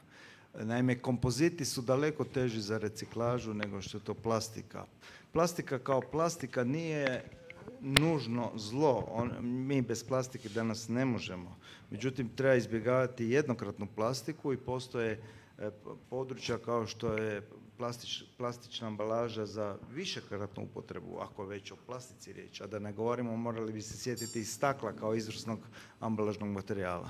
Hvala vam, gospodine Posavec. Da, baš sam htio biti na tragu ovoga što je rekao gospodin Dobrović. Znači, uvijek kad se nađe nekakvo rješenje ili definira neki problem, onda se i za jedno i za drugo. Kako se nađe rješenje, tako se nađe novi problem da se doskoči zapravo nekim interesima. Apsolutna zabrana jednokratne plastike, mislimo da to nije dobro i za to ćemo se zalagati. Dakle, plastika, ona može u nekom segmentu biti korisna, ali ne jednokratna, nego barem za višekratnu upotrebu. I još gospodin Kožul, vaših 30 sekundi. Zabrana jednokratne plastike, ona je iznimno štetna za okoliš, ljudsko zdravlje, ribe i sve drugo. To je to. Hvala vam. Prelazimo sad na specifična pitanja iz ovog bloka. Prvo je za gospodina Dobrovića. U predizbornom programu uoči parlamentarnih izbora zalagali ste se za brendiranje Hrvatske kao zelene oaze Europe, ali bez nekakvog pretjeranog objašnjenja kako do toga doći. Možete li nam pojasniti kako te konkretne politike funkcioniraju? To je vrlo lako za zamisliti i vrlo jednostavno za provesti ako se to stvarno želi. Dakle, Hrvatska ovako kakva jest, bogata, raznolika, šarolika, nudi jako puno toga što mi godinama ne koristimo. Dakle, poljoprivredna proizvodnja u kombinaciji sa čistom prirodom, sa turizmom, sa isto tako ne zaboraviti naravno i našu industriju koja postoji kao takva, koja ne vidimo da strši iz tog našeg sustava. Dakle, našeg društvenog sustava koje samo treba pojačano razvijati, ne zaboravljajući na naše komparativne prednosti. Čist okoliš nudi mogućnost da se proizvode čista hrana.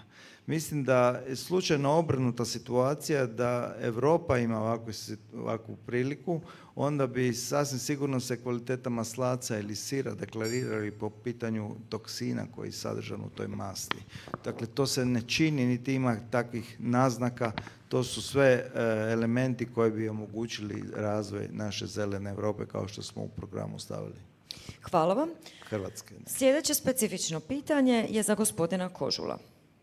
U Europi i svijetu bilježi se sve veći broj mentalnih bolesti koje se povezuju sa stresom uzrokovanim osjećajem nemoći pred prijetnjom klimatskih promjena. Treba li se Europski parlament baviti tim problemom i na koji način?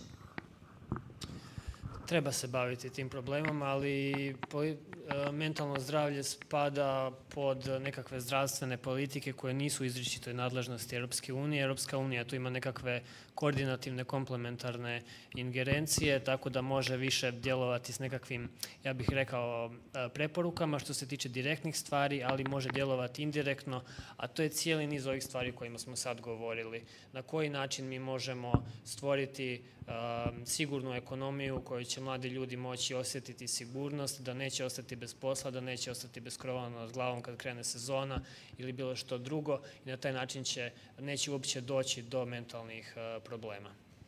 Hvala vam. I posljednje specifično pitanje iz ovog bloka je za gospodina Posavca. Sve glasniji su pozivi za uvođenje kaznenog djela ekocida, odnosno zločina protiv prirode. Smatrate li da je to nešto što bi trebalo regulirati zajedničkim europskim politikama? Apsolutno. Dakle, mi ako smo se odredili da idemo prema zelenoj Europi, prema zaštiti prirode, prema klimatskim promjenama s čim se izazovima suočavamo, onda apsolutno to treba regulirati i pravno.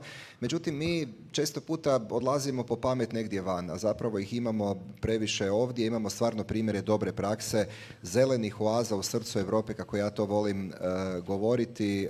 Svako mora na svom području napraviti ono što najviše može. Dakle, mi smo na sjeveru Hrvatske, u Međimurskoj županiji, doista ne slučajno postali Green Destinations regija. Išli smo prema čistoj održivosti, čuvamo prirodu, između dviju smo rijeka, motivirali naše poljoprivrednike da opskrbljuju zdravim ekološkim proizvodima one koje nude smještajne kapacitete ili se bave turizmom. Idemo prema orijentaciji da potpuno financiramo prijevoz recimo vlakom, dakle činimo javne zgrade, obnavljamo fotonaponskim elektranama, energetska obnova. Dakle, kad bi svako na taj način pristupio, mislim da bi tim malim koracima napravili ono što bi pretvorili u jednu generalnu europsku politiku.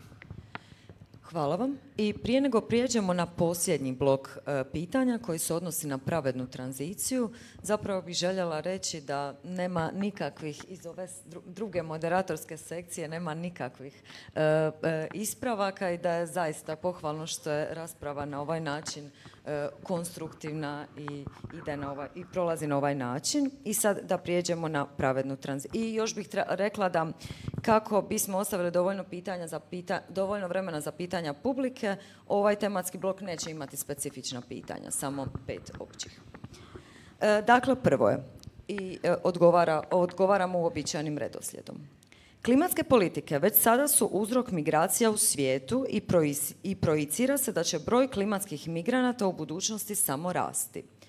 Trebaju li granice Europske unije biti otvorene ili zatvorene za klimatske migrante? Trebaju biti otvorene, prvenstveno zbog odgovornosti koje Europa kao razvijena ekonomija ima na globalnoj razini. Znamo u kojoj mjeri je i prije kroz kolonijalizam, a u recentnoj povijesti kroz različite ekonomske aktivnosti i trgovinske sporazume utjecala na život i na kvalitetu života u drugim zemljama. I posljedice, nažalost, trpe oni koji onda moraju migrirati radi suša, poplave ili drugih posljedica. Treba uvesti od posebnu kategoriju klimatskog azila koja bi onda omogućila, na njoj se već radi, ali koja bi omogućila status takvim izbjeglicama obzirom na taj kontekst. Hvala vam, gospodine Dobrović. Pitanje klimatske migracije, dakle promjenom klimom uvjetovane migracije je vrlo specifično. Dakle, teško ga je razdijeliti sa ekonomskom migracijom i svakom drugom migracijom. Mislim da Europa i Hrvatska, ako žele očuvati svoj identitet civilizacijski, onda treba to pitanje staviti pod neku kontrolu, jer moramo znati da mi smo na razini par 100 milijuna ljudi, dakle ako dozvolite nekontrolirani dotok migranata, onda ćemo imati potpuno drugu situaciju. Gospodine Posavec. Pa s obzirom na sve što vidimo da se događa diljem svijeta, ne samo nekih dijelova koji su blizu nas, mislim da ćemo imati izazov za druge vrste migranata, najmanje za klimatske, ali na pitanje granica za klimatske migrante mislim da nema nikakve potrebe zatvarati granice. Nadzor da, zatvaranje granica ne. Hvala vam, gospodine Kožul. Mi smatramo da trebamo biti humani prema ljudima koji su trenutno na našim granicama i da im moramo omogućiti siguran prolaz, integraciju u društvo. Oni nam mogu i poslužiti kao radna snaga.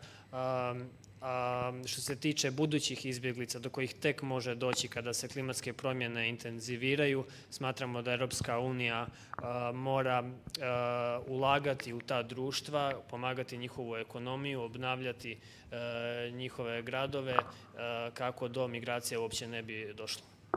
Hvala vam, imamo dvije replike. Prva je gospodina Horvata, onda gospodina Dobrovića. Klimatske migracije pripadaju onoj kategoriji prisilnih migracija i sasvim je sigurno da treba zaobići, odnosno onemogućiti njihovu zloupotrebu. No to ne znači naravno da veliki priljev klimatskih izbjeglica se ne može očekivati, prvenstveno iz zemalja Afrike. No postoji nešto što se zove klimatski dug, koji takozvani industrializirani sjever ima prema zemljama globalne većine ili globalnog juga i dio tog duga je taj da se ulaže u te zemlje kako bi i priljev izbjeglica bio manji, pogotovo sa fokusom na njihovu kvalitetu života. Hvala vam, gospodine Dobrović. Vaša replika? Evo, drago mi je ovog što je upravo rečeno. Dakle, definitivno da bogati svijet u što Europa spada ima svoj dio, značajan dio odgovornosti za stanje okoliša globalno i da to dominantno pogađa neke druge. I treba raditi na uspostavljanju mehanizama financijskih, vrlo jake izdašnosti, kojim bi se pomoglo ljudima u tim krajevima da uspostave ono što je nužno da bi se živjeti moglo od rada, jer da svi dođemo na jedno mjesto živjeti, to apsolutno nema smisla.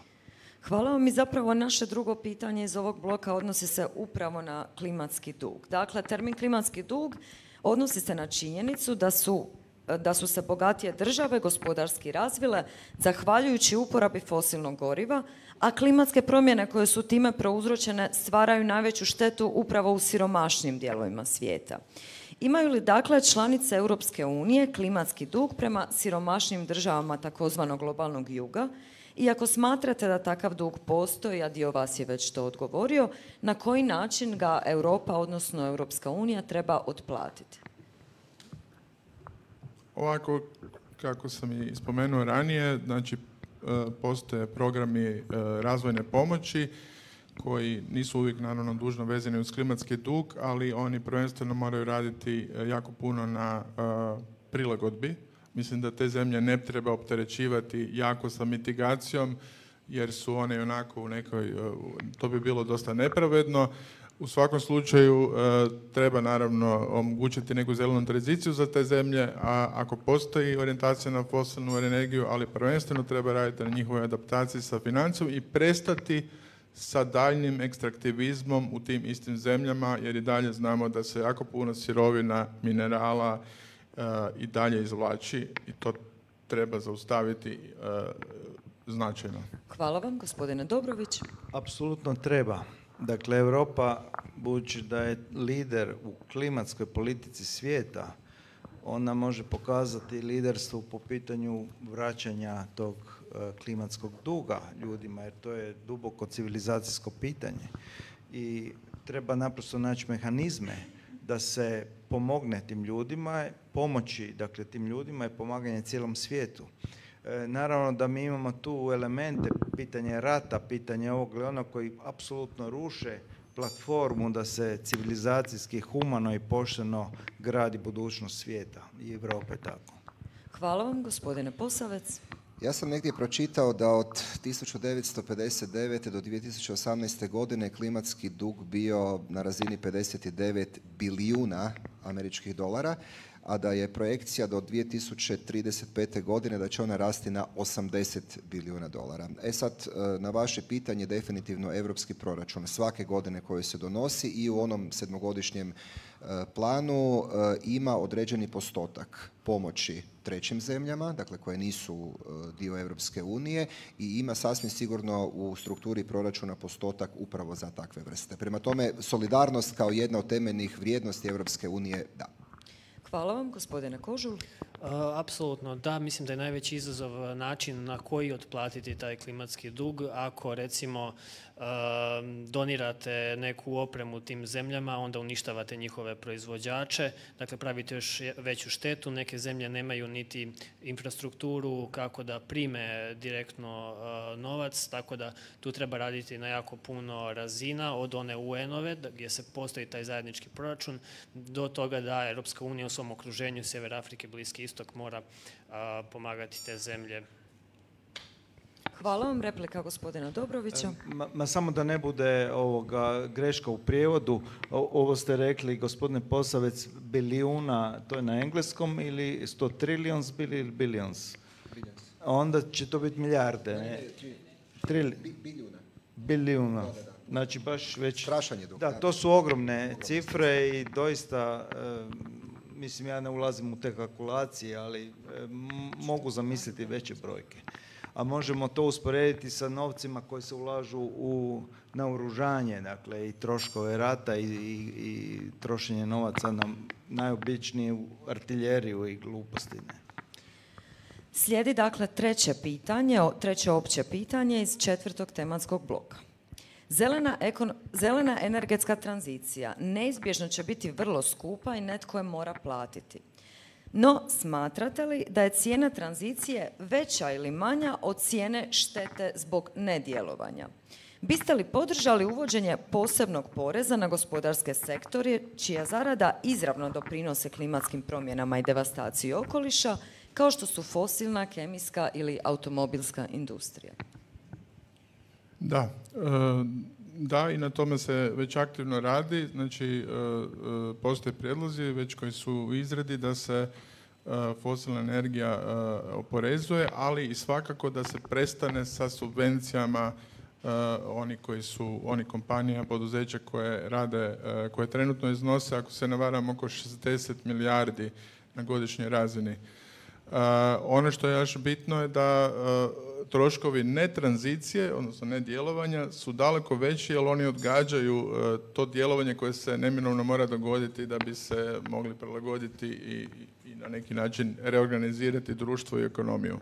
Hvala vam. Isto pitanje za gospodina Dobrovića. Mi definitivno nismo još kadri procijeniti koliko će nas koštati klimatske promjene. Prema tome ne treba uopće biti dvojbe Dakle, isto stanje, državanje sadašnjeg stanja je definitivno riskantno i daleko skuplje nego ići u tranziciju koja je, mislim da je konsenzualno među svima. Dakle, 3% znanstvenika u svijetu koji niječu klimatske promjene, čujte, ne može biti 100%, ali 95, 6, 7% je sasvim dovoljno da se kvalificirano donose odluke ovakvoga tipa. Hvala vam. Gospodine Posavec. Odgovor na vaše pitanje je da.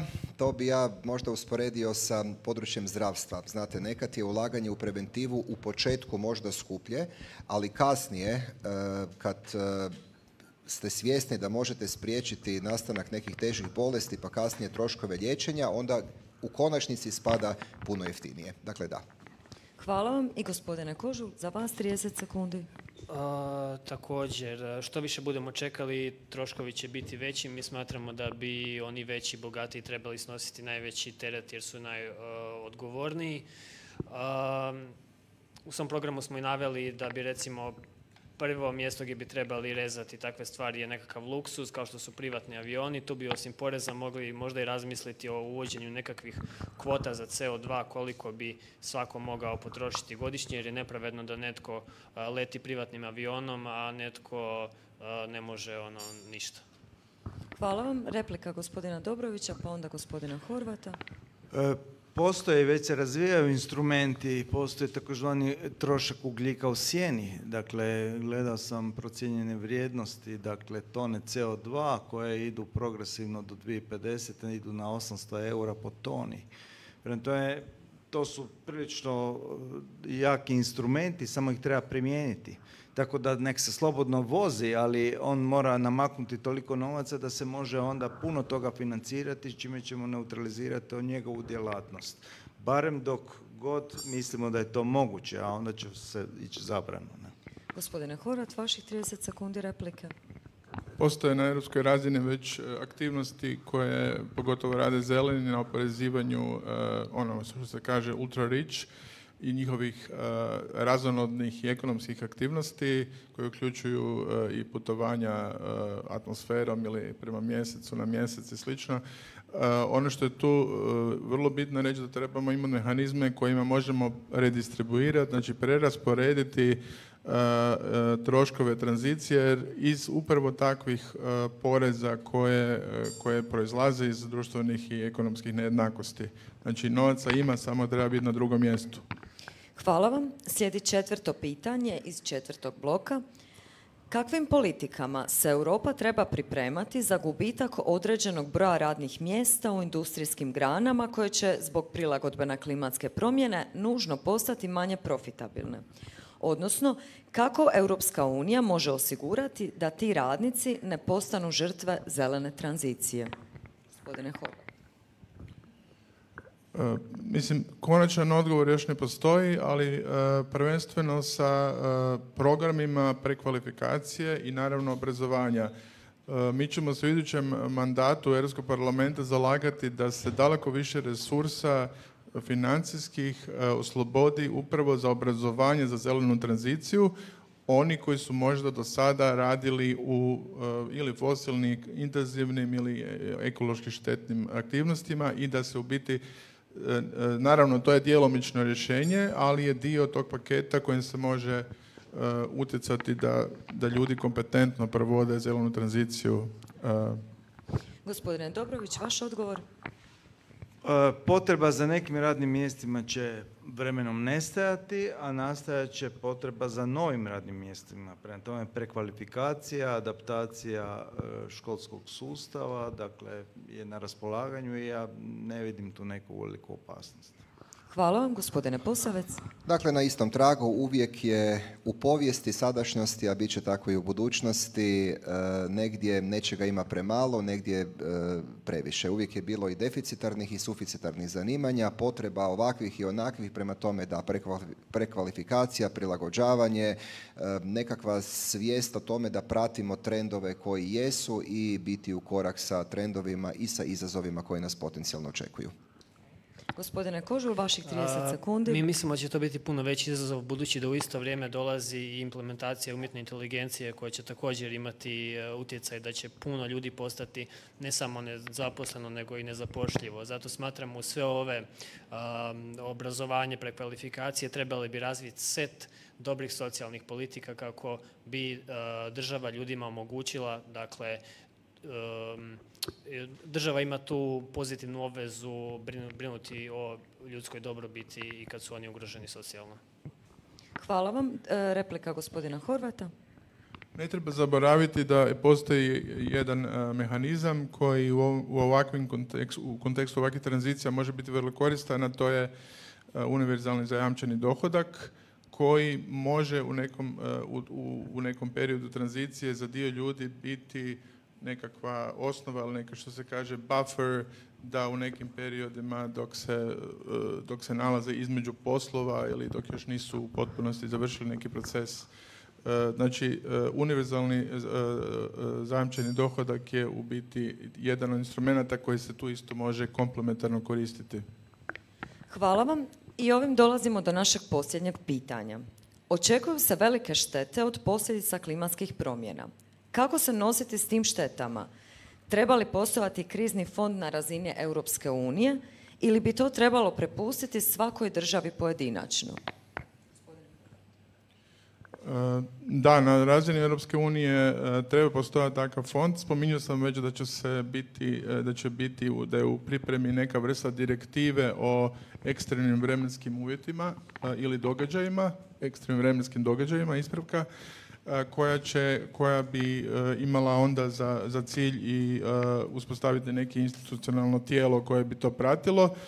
Osim toga, postoji već prilično prisutna razmjena između različitih zemalja u uzajamnoj pomoći i na njoj se može dalje raditi i razvijati ju.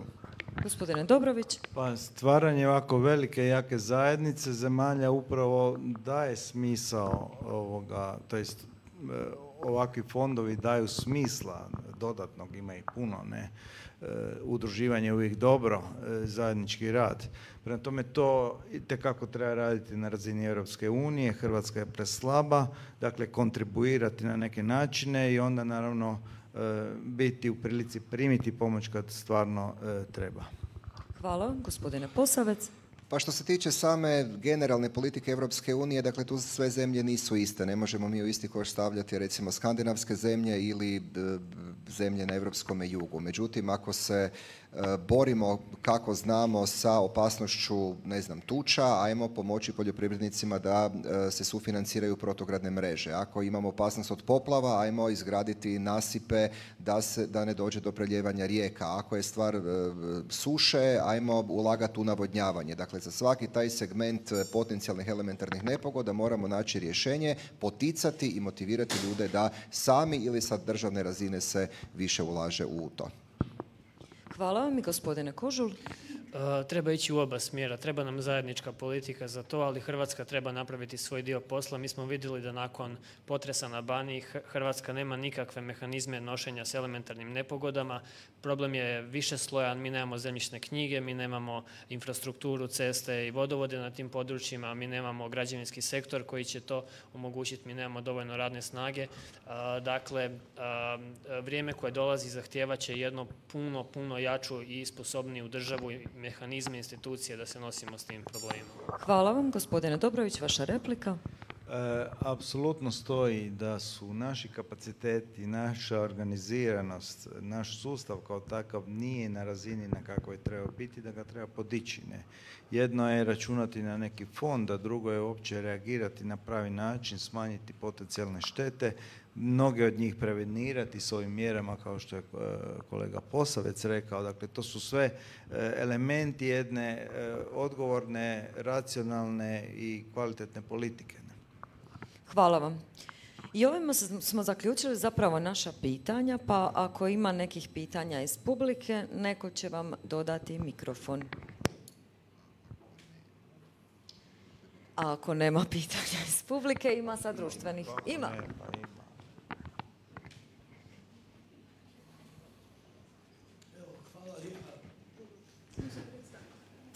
Majdančić, Hrvatska stručna udruga za sunčevu energiju. Zahvaljujem kolegama, doista ovo sve što ste rekli, to je, potpisujem sve ispravno i na istom tragu u interesu i klimatskih promjena i ono što se dešava u Europi i u Hrvatskoj. Jedno zajedničko pitanje, da li mi možete nabrojati tri mjere koje će načelo bolje spriječiti nego liječiti, jer je tu Europa licemjerna. Ono što je trebalo učiniti prije 15, 20 i 30 godina, ona to nije učinila. I sada su novci koji se ulaže za prilagodbu i ublažavanje daleko veći u odnosu na mjeru koju bi trebali učiniti da ne dođe do toga. Obzirom da prvo višegodišnje financijsko razdoblje, 14-20, svaki 5 euro se ulagao u Europskoj komisiji za ublažavanje i prilagodbu klimatskim promjenama. Dakle, tsunami, potresi, požari, poplave. U ovom financijskom razdoblju 2020-2027 svaki 4 euro, što znači u idućem bit će svaki drugi euro će se plaćati za nešto što se može danas spriječiti. Po meni, koje 3 mjere po vama bi bile presudne da sutra možete Europskoj komisiji i Europskom vijeću predložiti, a da bude na tragu tome bolje spriječiti nego liječiti? Hvala lijepa. Pa evo, budući da je pitanje postavljeno svima, ja bi, ako možemo istim redoslijedom po 30 sekundi, ako vam je to u redu. Ukidanje subvencija za fosilnu industriju, to je drugo bi bilo trenutačno investiranje u sustave civilne zaštite u smislu razvoja i sustava civilne zaštite u kontekstu ekstremnih vremenskih uvjeta, da budu i možda u kontekstu Hrvatske ili generalno Mediterana europskog, svakako uvođenje restrikcija za velike kompanije poput Airbnb-a koje onemogućavaju normalan život za lokalne stanovnike. Hvala vam, gospodine Dobrović. Ja bih prvo ukinuo sve barijere kojih je raznih, ne bi li se proizvođač lako potrošač električne energije lako postao proizvođač. Dakle, distribuirani proizvođači proizvodnja električne energije.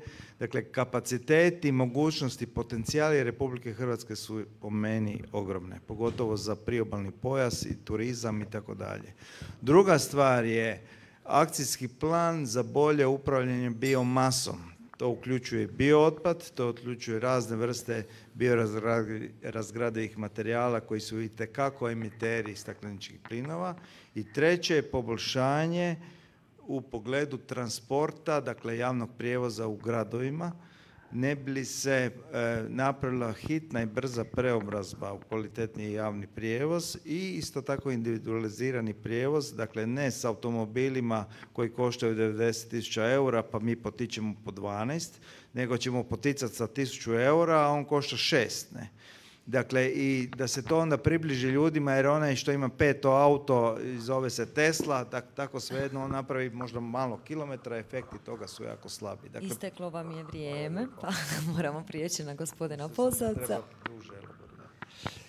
Evo, gospodinu Majdančiću da odgovorim. Dakle, s obzirom da je jako dobro primijećeno da mi u ovoj situaciji više gasimo požar, a ne preveniramo, jer smo to trebali raditi prije 10 ili 15 godina, sad nam jedino preostaje i 3, i 33, i 303 mjere koje moraju biti objedinjene u jedan strateški dokument koji ima jedan ključni cilj. Dakle, on mora sa stručne razine biti definiran u svojim ciljevima, u svojim rokovima, ali ono što je najvažnije da se ti ciljevi i ti rokovi prate, beskompromisno da se prate i da jednostavno se kažnjavaju ili nagrađuju oni koji izvršavaju ili ne izvršavaju te rokove. Dakle, hvala vam. Gospodine Kožul. Najbolje vrijeme za posaditi drvo je prije 15 godina, drugo najbolje vrijeme je sad. Postoje 3, ja mislim, prepreke koje nas sprečavaju u svemu ovome. Jedno je administrativna, infrastrukturna i socioekonomska. Administrativno mi moramo implementirati sve direktive i napraviti bolji regulacijski sustav kako bi proveli sve ove politike o kojima govorimo. Infrastrukturno moramo napraviti električne mreže, dalekovode, omogućiti transport i sve to. I treće je socioekonomski kriterij. Mi moramo se pobrinuti da subvencije, recimo za solarne panele, dobijaju kako siromašni ljudi, tako i oni ostali. Dakle, mislim, prvenstveno ovi slabijeg socioekonomskog statusa. Hvala vam. Je li bilo još pitanja iz publike?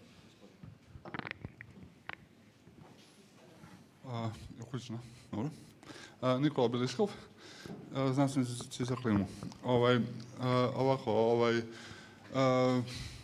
Europska unija se može smatrati nekakvim kao liderom u zelenim politikama, ali klimatske promjene su globalne. I zato je bitan globalni odgovor na klimatske promjene. Prema tome, ako se klimatske promjene Europske unije na bilo koji način temelje na nekakvom izvozu onečišćenja, onda to nisu zelene politike. I sad, ako se bilo koja klimatska politika zelene unije oslanja na izvoz onečišćenja u nekakve treće zemlje globalnog juga ili ekstrakciju dobara iz zemalja globalnog juga, to zapravo ne smijemo dozvoliti. Kako bi vi to prevenirali? Primjer je recimo politika Europske unije koja je sad nešto izmijenjena, ali odnosila se na vodik, gdje bi se dobar dio vodika dobivao upravo u zemljama globalnog juga. Gospodine Kožul, digli ste ruku. Pa jedan alat je svakako direktiva o korporativnom izvještavanju koji omogućava da tvrtke naprave sken svog poslovanja s obzirom na okoliš i društveni utjecaj, tako da firme koje posluju sa neodrživim firmama u zemljama trećeg svijeta mogu to prepoznati i zatim uz poticaj državnih politika, na primjer jače oporezivanje takvih proizvoda, mi možemo usmjeravati gospodarstvo prema postupnoj tranziciji kako bi se te prakse spriječile. Hvala vam. Ne znam kojim redoslijedom želite ili ćemo dalje od gospodina Horvata ili ajmo unazad ovaj put. Gospodine Posavac. Da, slažem se da je to globalni problem. Mi imamo u Hrvatskoj prije 4 godine donešenu strategiju za suzbijanje klimatskih promjena do 2040. s pogledom na 2070. ako se ne varam. Mislim da je tako, budemo to provjerili. Dakle, imamo neki dokument koji je službeni dokument jedne države, jel tako, objavljen u Narodnim novinama, on je na snazi, izglasan u Hrvatskome saboru i imamo neke parametre prema kojima trebamo voziti, a da to bude u korelaciji sa politikama Europe. Prema tome, mehanizmi su tu. Još jedanput ponavljam, nastavno i na ovo drugo pitanje, stvar je samo nadzora, kontrole, nagrađivanja ili kažnjavanja, primjene ili neprimjenjivanja takvih politika. Hvala vam, gospodine Dobrović. Moram se referirati na tu strategiju, ona je krajnje neambiciozna. Dakle, ja sam se iznenadio, dakle, ona je predviđala za 2030. snagu fotonaponske proizvodnje energije takvu da mi ne bismo imali odgovarajući per capita share u Europi ni za 2020. proizvedenu. Dakle, apsolutno neambiciozno. Ne? Kao da smo mi negdje na sjevernom polu. A ovo što ste vi pitali, to naravno nije jednostavno pitanje. Dakle, Europa definitivno, osim što je predvodnik u tim politikama, ali one su deklaratorne najčešće i najčešće ostaju na toj razini, a istovremeno uvozimo soju, dakle, proizvedenu na krajnje loš način. Pazite, gdje se devastiraju cijela područja i šta smo mi? Dakle, kako pristajemo na takvu praksu, ali volimo kupiti jeftiniju šniclu i vikend akcije, kobasice, to volimo. Dakle, radi se o tome da ta globalna tržišta, ona donose puno toga koje onda i vlade i parlamenti padaju na to jer one donose ekonomski rast. a svi upravljači država vole ekonomski rast, jer to samo znači da oni dobro stoje, da se mogu dogodine, mogu se zadužiti, mogu otplaćivati i tako dalje. To je jedna komotna pozicija koja ne ide baš u prilog onome za što mi ovdje težimo. Morat ću vas zamoliti da zatvorimo pitanje. Još gospodin Horvat, vaš odgovor. Klimatska neutralnost koju Europa želi postići naravno ne smije ići na štetu i na uštrb drugih zemalja, pogotovo globalnog juga. Neke od prijedloga sam već spomenuo koji se tiču prvenstveno daljnjeg ekstraktivizma koji se tiče uz praktički sirovine za energetiku ili za pojedine industrije, a drugo se prvenstveno tiče i kompenzacija za emisije koje su stvorene izvan granica Europske unije, koje se onda ne računaju kao emisije Europske unije. Znači, mislim da tu trebamo početi sa mjerenjem emisija na nivou potrošnje, a ne na nivou proizvodnje. A u slučaju Hrvatske za početak možemo i prestati uvoziti struju iz BiH i Srbije koja je proizvedena na ugljenu. Nažalost, morat ćemo završiti. Imamo još po 2 minute znači svatko od vas ima još po 2 minute u kojima može iznijeti završne riječi, odnosno vaše zaključne stavove. Gospodine, može tim reći. Ja bih se prije svega htio zahvaliti organizatoru što nas je pozvao, što smo dobili priliku sudjelovati na ovom panelu.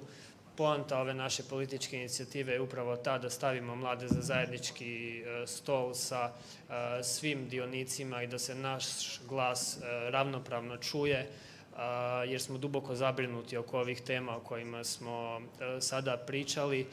Najveća stigmatizacija s kojom se nosimo i mi u ovoj kampanji, a i generalno jest to da smo nezreli, da nemamo dovoljno znanja i iskustva za izazov koji je ispred nas. Mi ovim iz debate u debatu pokazujemo da smo kapacitirani, da imamo znanje, iskustvo, energiju i volju da stvari mijenjamo na bolji način. Zato vas pozivamo da izađete na izbore i glasate za Gen Z listu. Hvala. Hvala vam, gospodine Posavec. Vaše 2 minute.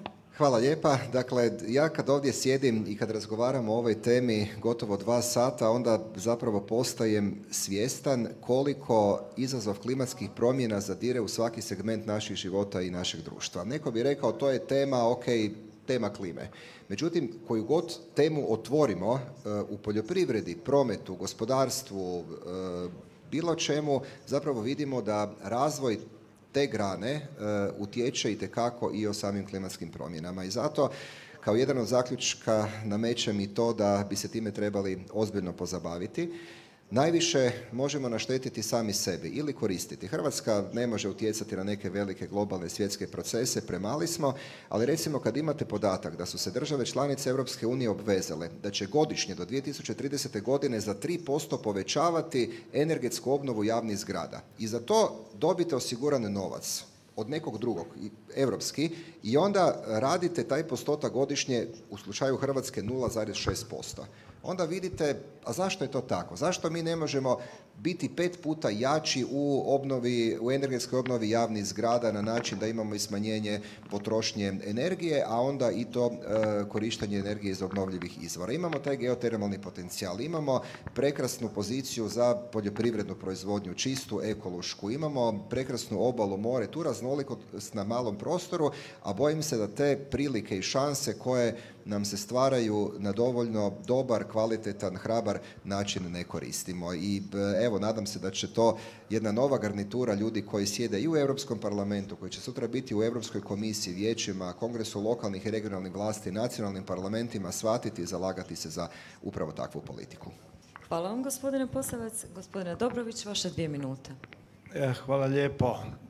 Pa politika, briga o javnom, dakle zalaganje za javne interese je nešto što je itekako bitno. Domovinski pokret je kroz svoj plan artikulirao kako misli, šta držim bitnim i kako misli provoditi koja bi išli za jačanjem pozicije Hrvatske, koristili te naše komplementarne prednosti koje se preslabo koriste. Te prednosti, sigurni smo, itekako sinergijski dobro stoje sa ovim što nas sve tišti, a to su klimatske promjene. Dakle, kvalitetan, bolji, odgovoran odnos prema okolišu, kako lokalnom, ali i globalnom kroz emisije, je nešto što se može složiti u upravljanje, dakle, našim sustavom, i mislimo da je Brisel mjesto gdje se može dati glas da te politike koje se kreiraju gore budu malo bolje tonirane za male zemlje, mediteranske zemlje, za zemlje koje mogu dati ovdje značajan doprinos. Tako da odemo što dalje od licemjerstva koje uvijek nužno postoji u politici, u konkretno i provedivo i korisno i opipljivo za naše ljude. Hvala vam. I vaše zadnje 2 minute, gospodine Horvat. Također hvala na pozivu. Mi možemo zajedno sa ostalim zelenim strankama ćemo u Europskom parlamentu raditi na daljnjoj provedbi zelenog plana. Mislimo da taj posao treba dovršiti, ali da ga također treba popraviti i usavršiti.